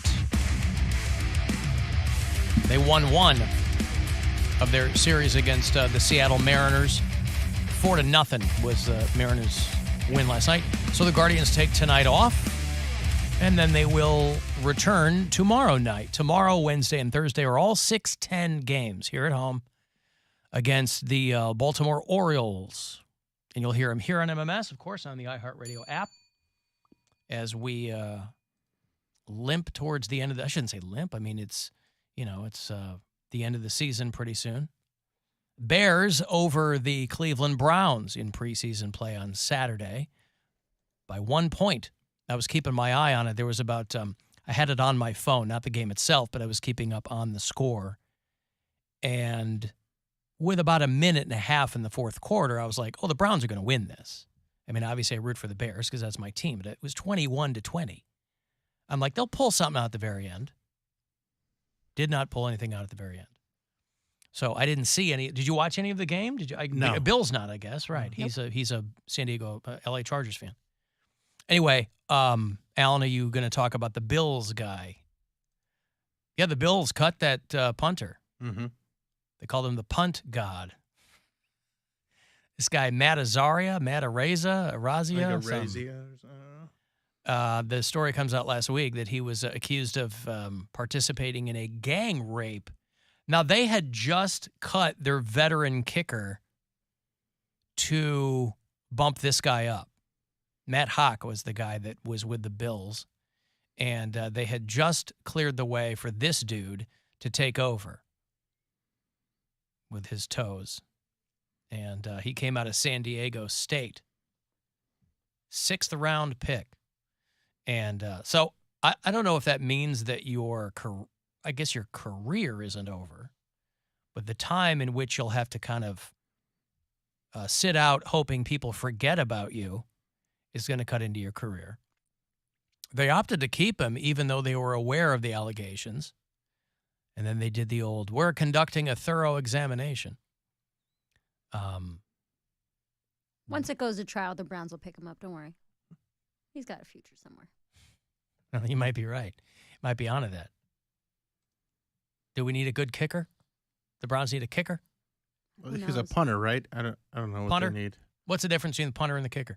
Kicker kicks field goals, punter punts punts. Oh, so it's it's very technical. It's very specific to what they do. Yeah. I always thought about people, there are so many different positions, is my hot take on sports. So many different positions on a football team. Yeah, And there are.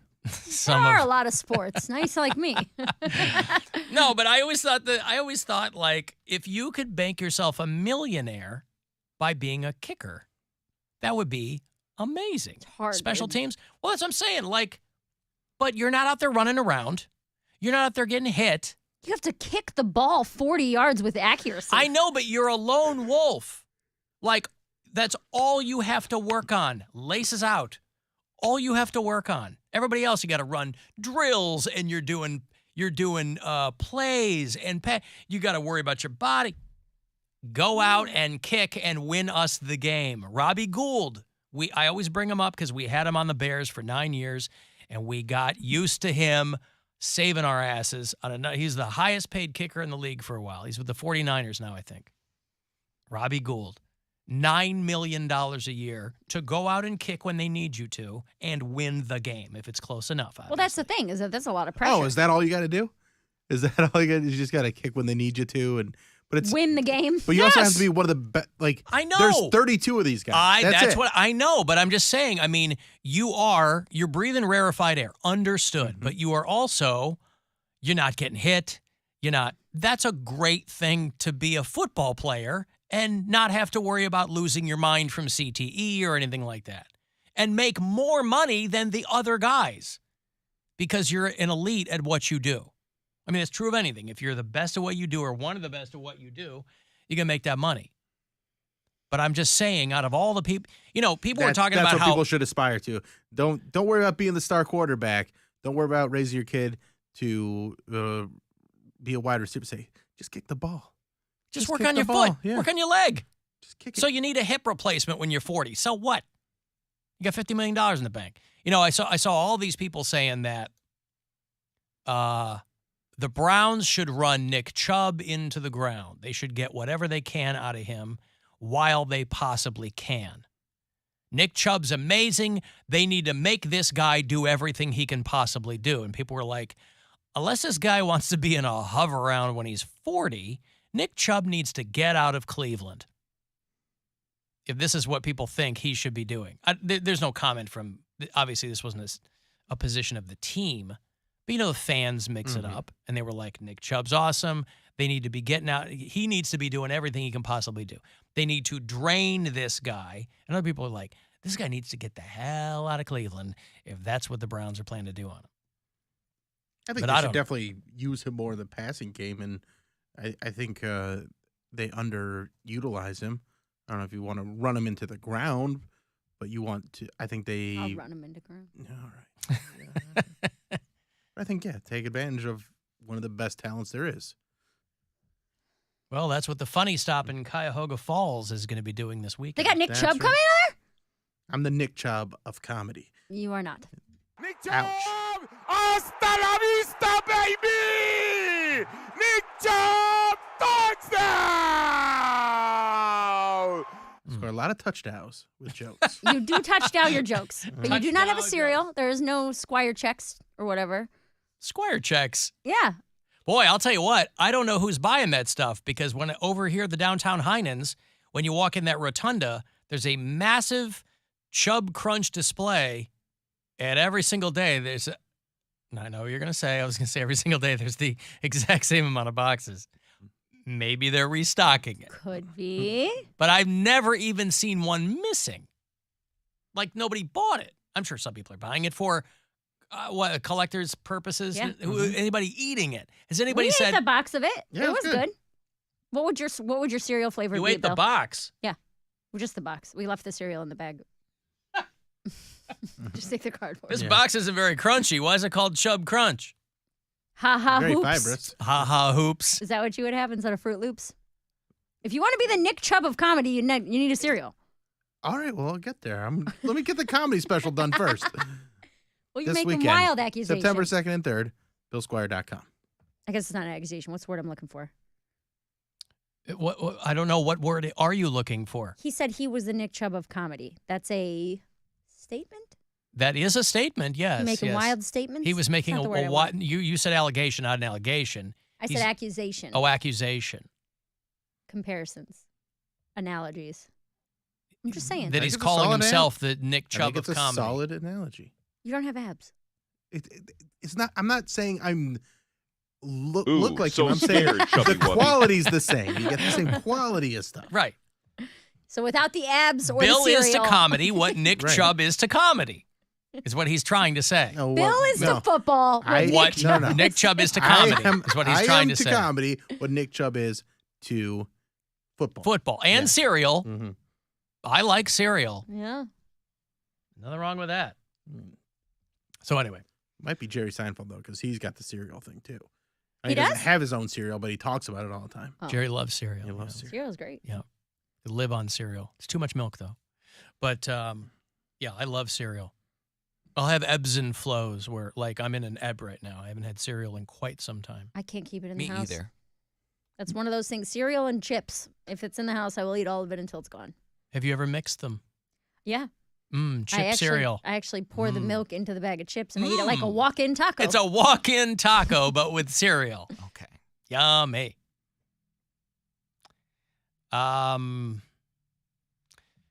Message off of the iHeartRadio app. You know, if you have a little red button there, little talkback button, you can always drop us messages. Hey guys, hate the show. Was at my son's Pee Wee football game this weekend.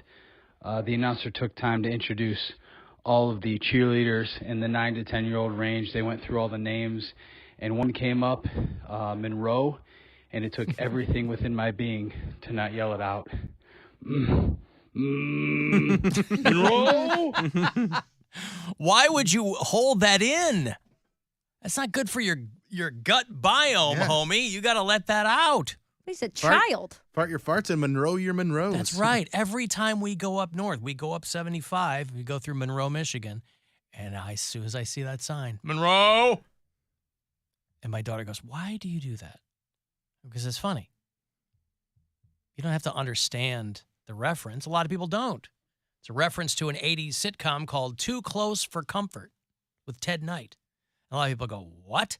Never, no, don't worry. Let me handle it. Don't you worry about it." But that guy knows. He's just holding it in.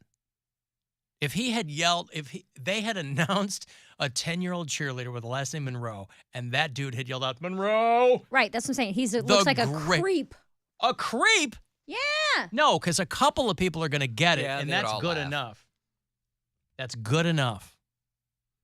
If only we had a Poundcake could be out there interviewing that lady with her dog. This is the cutest dog I've ever seen. It looks like Bill's You dog. haven't seen a lot of dogs, have you? It was like a miniature little puppy version of Oh, I think I've seen that dog. Yeah. It's so cute. It's like when my dog was a baby. Yes, it's tiny. I think it was cute. I gotta poop.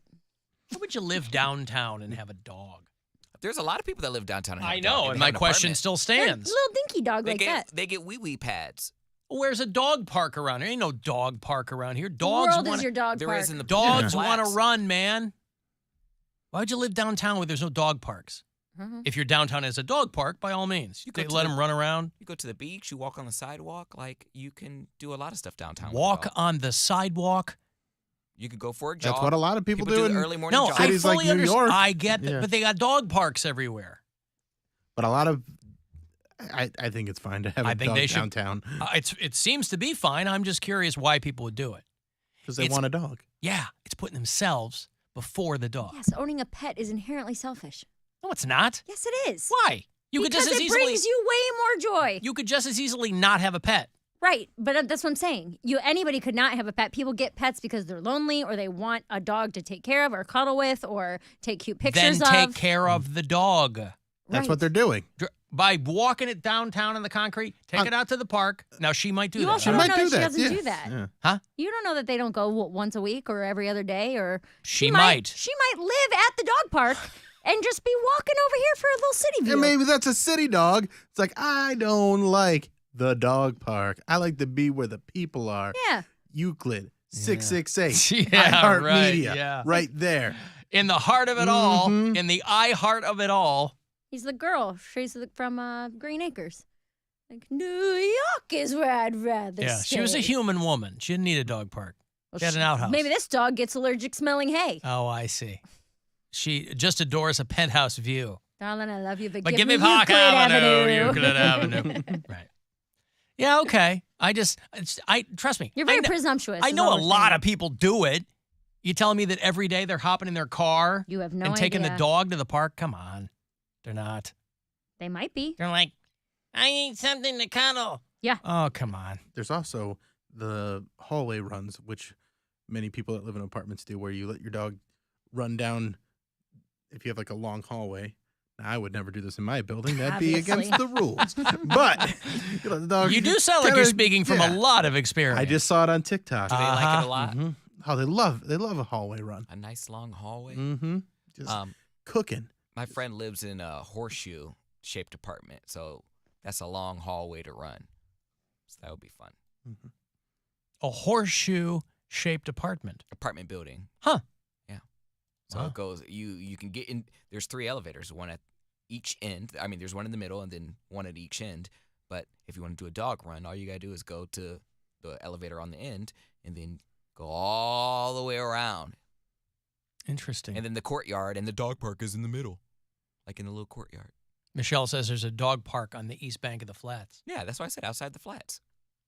You think these people are taking their dogs to the flats? It might be. Maybe. If they were going to do that, they live in the flats. Not too Well, I think expensive. there is a weight limit to the type of dog you can have if you live in the flats. Because I know people that have like little Pomeranians and Chihuahuas, but I don't see anything over, like, I don't see like Doberman Pinschers or like Rottweilers living there.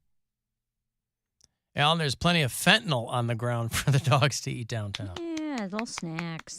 Little Scooby snack. Gone are the days where we worried about rabies. Oh, yeah? Because of the fentanyl, you mean? Gone are the days. Gone are the days where we worried about rabies. Rabies is the only thing on the planet, by the way, that has a 100% kill rate if it's not taken care of. You get rabies. It and will not go away on its own. It's not treated. There comes a point where it is 100% fatal. There's nothing you can do about it. What does... And it kind of creeps up on you, by the way, after it's... That's what I was going to ask. What are the symptoms in rabies in human beings? Foaming mouth. No, it's not that. I think that it's water. It's I think, and this is the reason. And I don't think that a lot of people do die from it. But if it goes untreated, there is a part where it's fatal. Yeah. It's absolutely fatal. But it comes on like the flu, which I think is why people who have had it might not think about it or you know. It's one of those things too where I was watching Got Hot D last night, and there's a scene. You were watching what? Got Hot D, Game of Thrones, House of the Dragon. Got Hot D. And I was going to say, you're looking at the stuff that I'm looking at. Got Hot D. I was like, Poundcake must have suggested this to you. But this is the Queer as Folk reboot. There's a guy, he's got like a cut on his finger, and it's back in the day when if you get cut by metal, it can kill you. Or Right. you'll lose your finger or something. Yep. So he's like putting his hand in a bowl of maggots for him to eat the necrotic flesh Yeah. away. And that's how they dealt with it. And I was watching with my girlfriend. They still and use maggots. She's like, oh, Leeches. it's so gross. And I was just like, I'm going to do that for you. I would do that. I would put your hand in a bowl of maggots to save your life. What a loving boyfriend. Or not to save your life, just as a recreational thing on the weekend. Maybe it's a slow weekend. What do you think your pain threshold is? Like 4. Well, I'm meaning, like, at what point? Hers is orange, a bit of a frown. If you see that, like, your leg is partly cut, like, partly amputated, like, not all the way, but just like. Is it partly cut or partly amputated? What I'm saying is it's to the point where you need severe surgery and you're going to need severe physical therapy. You've had traumatic injuries. Yeah, to it. Right. And you're like, it's going to be a long, painful, you're like, just cut it off, like, get rid of it, I don't want to deal with it, or do you just. I think in 2022, think about Civil War doctors. I know. You hold on to this, bite this. Yep. Bite this. You're drink out there this, on the and here we field, go. and then they send you back out. I got to saw your leg off. Get your ass back out there. You know what I'm saying? Homie. Yeah. We trying to win a war. Holy cow. I mean, 2022, if they were like, we got to take the leg, you'd be like, all right, will I be back home for the weekend? Give me Or, a new one. Yeah. Pete Holmes has a bit about that where he talks about people not believing in science. And he says how, like, I think it's Pete Holmes, how athletes with the prosthetic legs are banned from sports because it's an unfair advantage. And he's like, which means that science made better legs than God. Right. That's how good the legs are. natural ones are less than Yeah. these. That's right. Okay, let me take a break here. If you want to text for something, 35192 to get me that way. You can listen wherever you are on the iHeartRadio app. The Alan Cox Show on 100.7 WMMS. Get ready to win your way into our 2022 iHeartRadio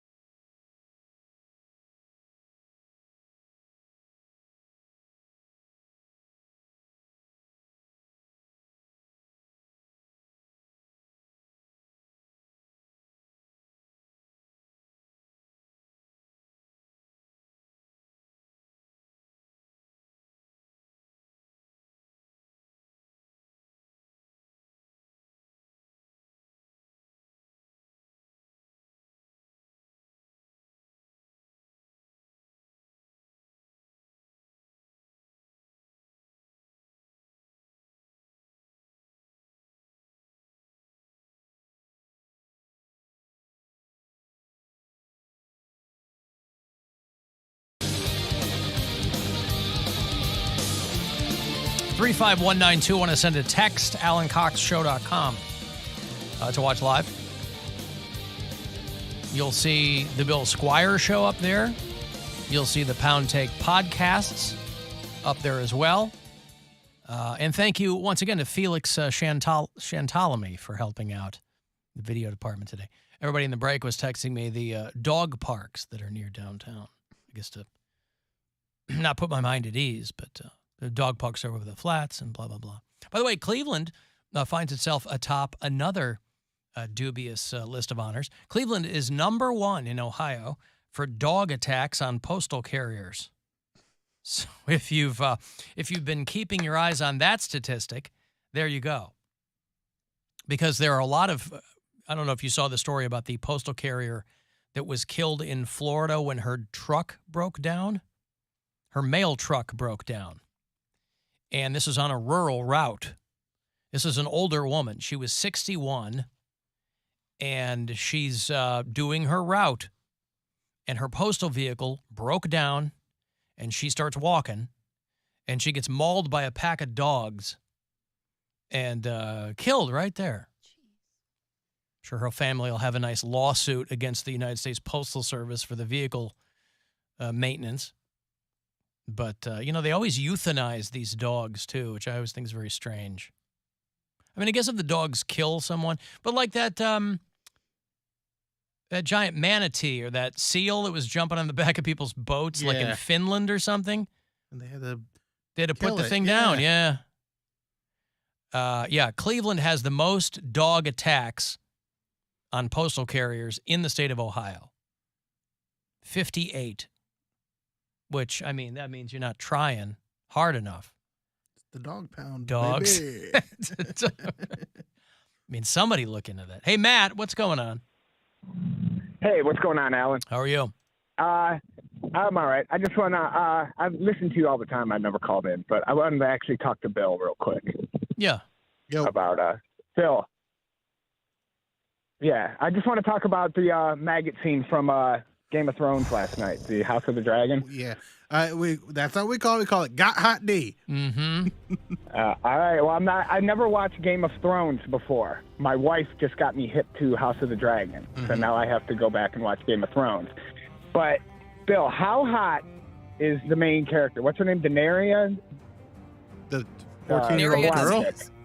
The 12-year-old? Yeah. Is she really 12? Because my wife and I are, we think she's 18 in real life. Yeah, she still looks like a little kid, man.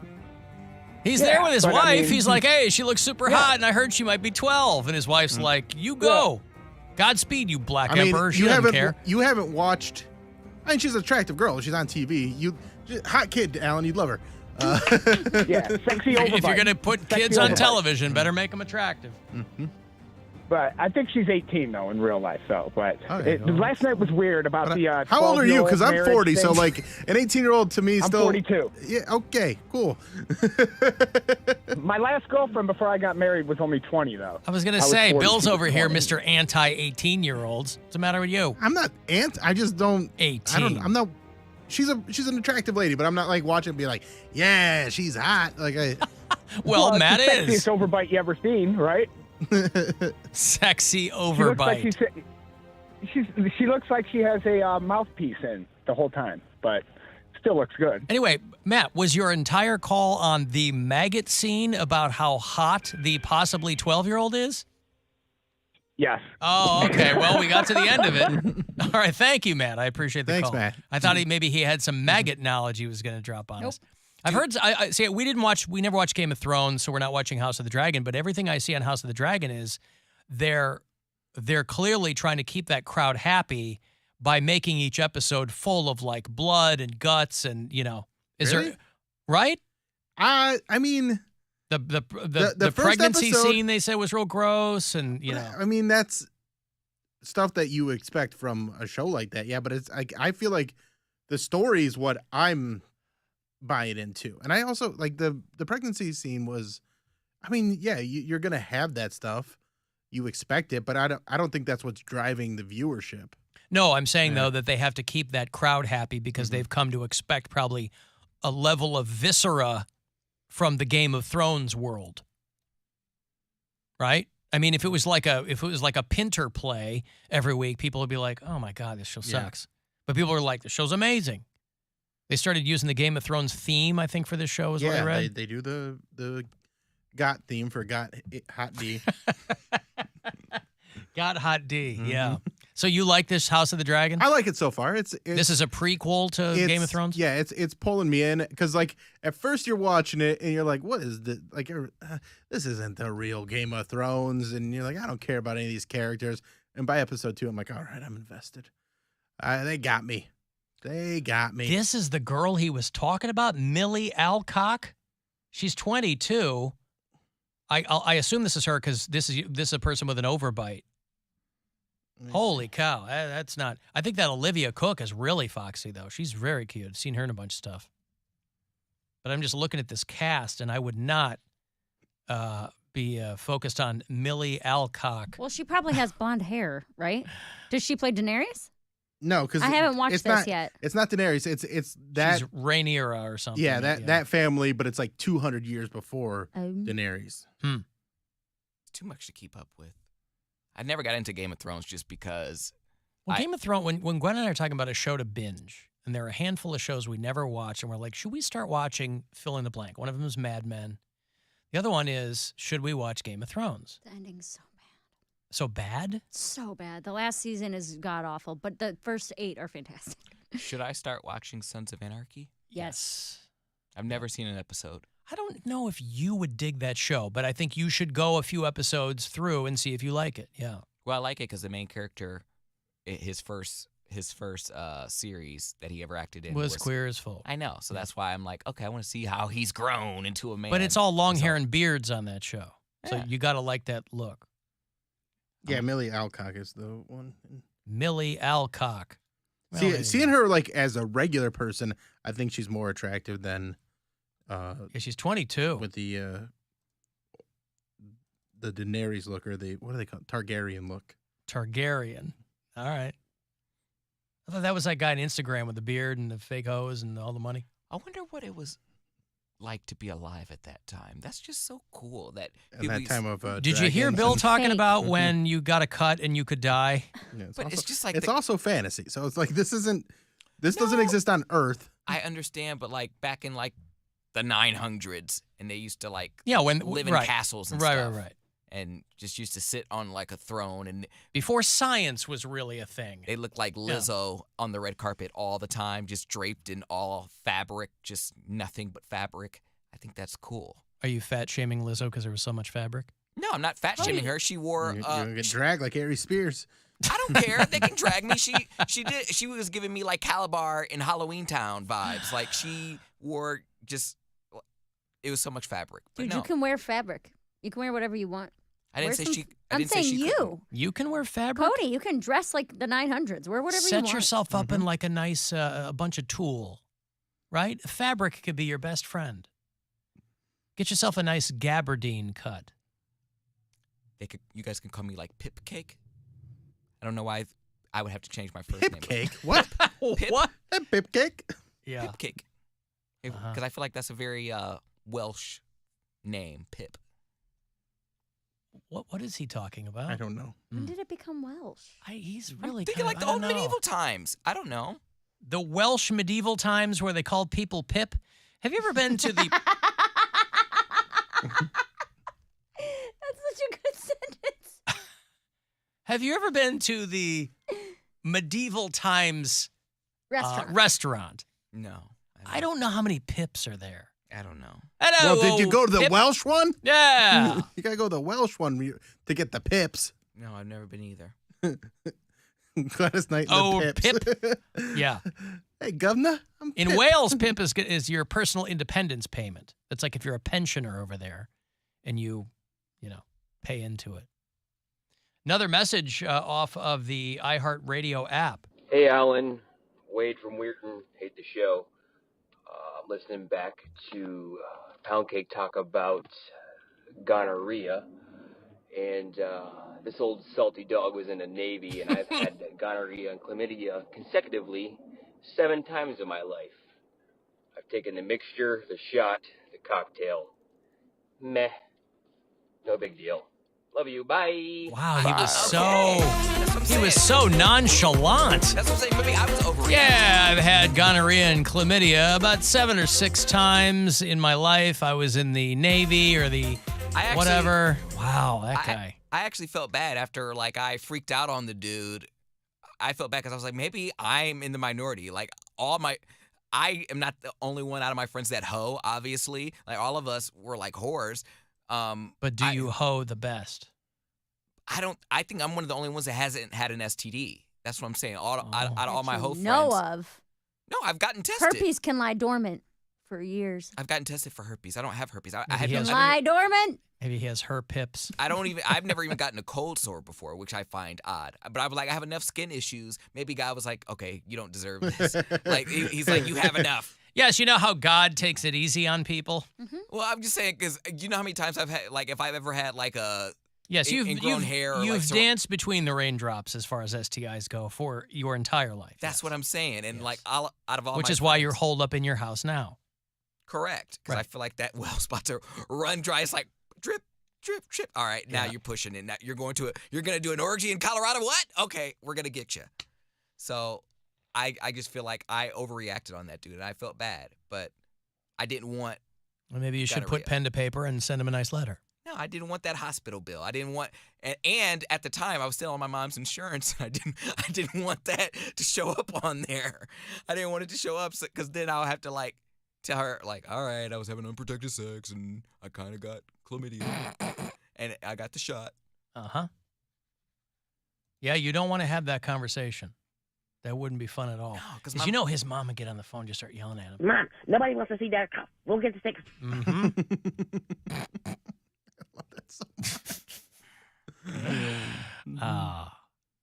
On the subject of young kids, you know, I get the broadcasting trade magazines. They're not magazines anymore, but they're email lists, and I like to keep up on the Inside Radio nerd stuff. There's a small town called Benson, Arizona. There are a lot of these, even though companies like iHeartRadio have basically, snatched up the bulk of large market radio stations. There are a lot of local owners still that own radio stations in smaller areas. And there's a town called Benson, Arizona. And there's a classic country station called Cave 97. The call letters are K-A-V-V, Cave 97. And the owner was a guy named Paul Lotsoff. And he was found dead in the production room at the radio station. Nobody knows what he was doing. Maybe in there checking equipment, or his family or somebody there at the radio station found him dead in one of the studios.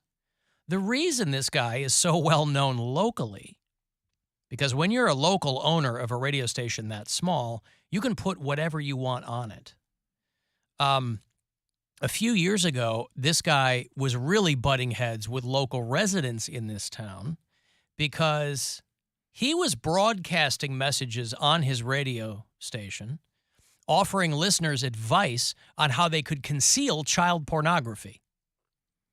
Because he said he disagreed with Arizona's laws on possession of child pornography. And so he said that these were just public service messages.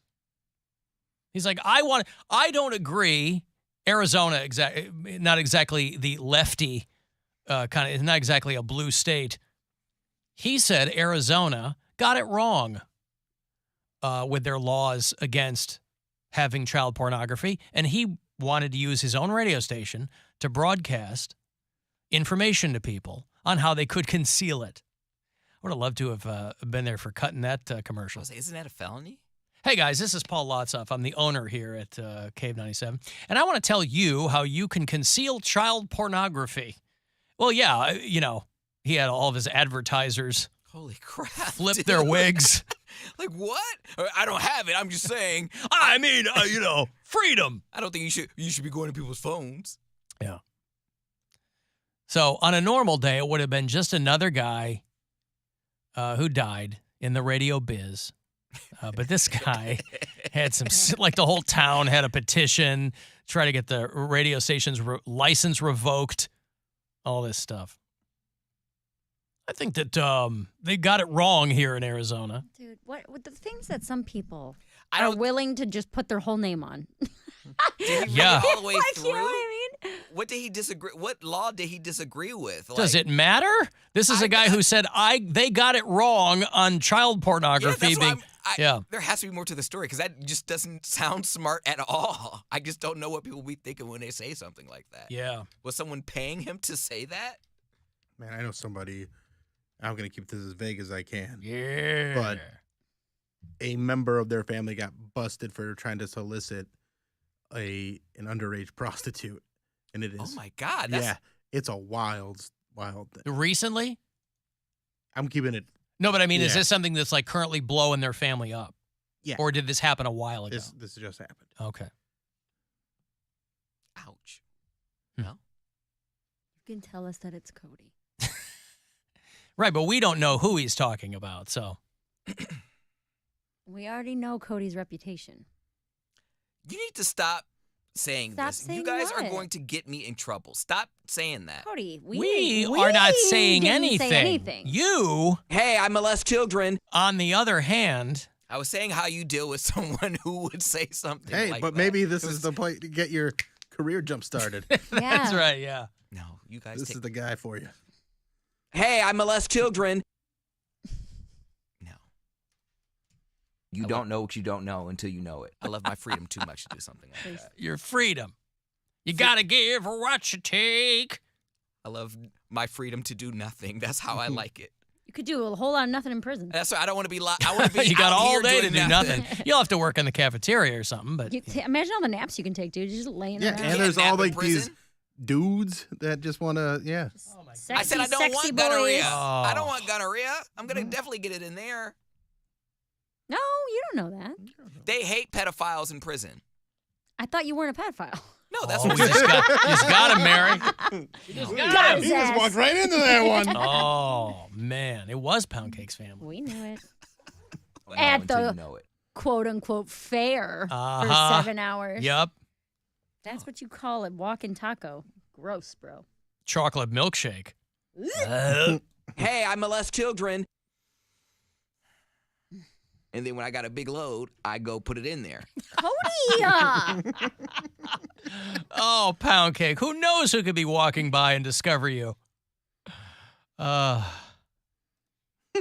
Big ones, small ones, skinny ones, tall ones, brown ones, black ones, round ones, fat ones. Not prejudice. Whatever, might as well get this money at this point. That's right. Y'all Look how ruining fast it is. You're He ruining just my credibility. flips this whole thing right away. Yep, Fine, blew I'll it all up. monetize it. How did the guy say? No one wants to touch my conceal it? vagina. What's that? How did the guy say to conceal it? Was there an app? Let me download this app. Ooh, it feels so good. Oh, you're horrible. Alan, wasn't Dr. Berglund supposed to be on last week? I missed the update. No, Dr. Ryan Berglund is going to join us for the first time in over 2 years on the 16th of September. That's a big day. I don't even know if Mary Santora is I'm gonna not. I'm opening for Todd Barry that day. Josh Wolf is going to be here. Dr. Ryan Berglund is going to be here. Josh Wolf is so hot. He's a good-looking dude, and he's very funny. September 16th, I'm in Cincinnati with Todd Barry. So Josh Wolf, Ryan Berglund, and then, of course, that night, Tenacious D at Blossom. Oh, God, I'm so happy I'm And I'll going. have tickets for you all this week at 4:20 for the D. I am working on getting those guys on the show. That'd be incredible. So we'll see. For everybody going, hey, you know what you should do? Yes, I'm already ahead of you. I'm working on it. I think there's probably a 5% chance that they will, but that's a 5% chance. Do not call me because I would have to tell Jack Black to his face that I don't like him. I'm so Did glad you see I'm the not thing gonna I be tagged you in? there. No. Was The it the Jack Black Backstreet Boys thing? Yes, Yeah, the Jackstreet Boys. Yeah. Where Jack Black's face is Oh, on the every one of the Jackstreet Backstreet So Boys. stupid. You were like It made one him of look a lot 20 better. people. That made me actually All right. interested in the We gotta Backstreet go Boys to finally. break. It's like, that looks Alan, I just pulled into my daughter's dance class, and like 3 moms heard clear as day those Poundcake clips. Oh, can we go for 4 moms? Someone said on the live stream, of course Poundcake thinks Josh Wolf is hot. He is hot. I think Josh Wolf is He's a good-looking He dude. is. Yeah, he is. Yep. He doesn't like have a dad bod or anything, and he's kind of got like a. No, He's got abs. shredded. Yeah, he's Yeah. like real He's muscular. shredded. Yeah. Like he's not like bulky, but he's just cut. Very toned. Mm-hmm.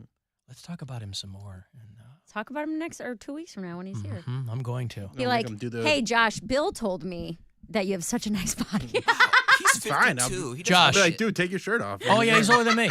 Josh, Bill and I were talking about how amazing you look. Yeah, you're funny, but you're hot. But you're so good looking. You know how people go, they can't be funny. They're too good looking to be funny. Nobody will take us seriously, except everybody takes you seriously. Except doesn't he have like we've talked about it before. He got divorced. Mm-hmm. Didn't he?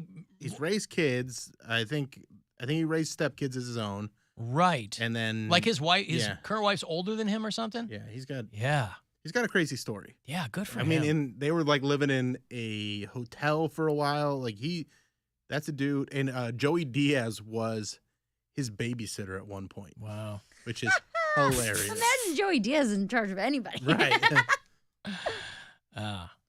So anyway, the 16th is when Dr. B will return for Is It Red? If you're relatively new to the show, that is when Dr. Berglund comes in. He's a urologist from the Cleveland Clinic. And then guys fill up the phone lines with all kinds of drippy D stories. You think there's a got hot D out there that Bill's watching. There's not much of that when Dr. Berglund's here. Do you got hot D? Call Dr. Berglund. Is it hot for a really bad reason? Is it maybe not aesthetically? throbbing? Is it temperature-wise? Leaky?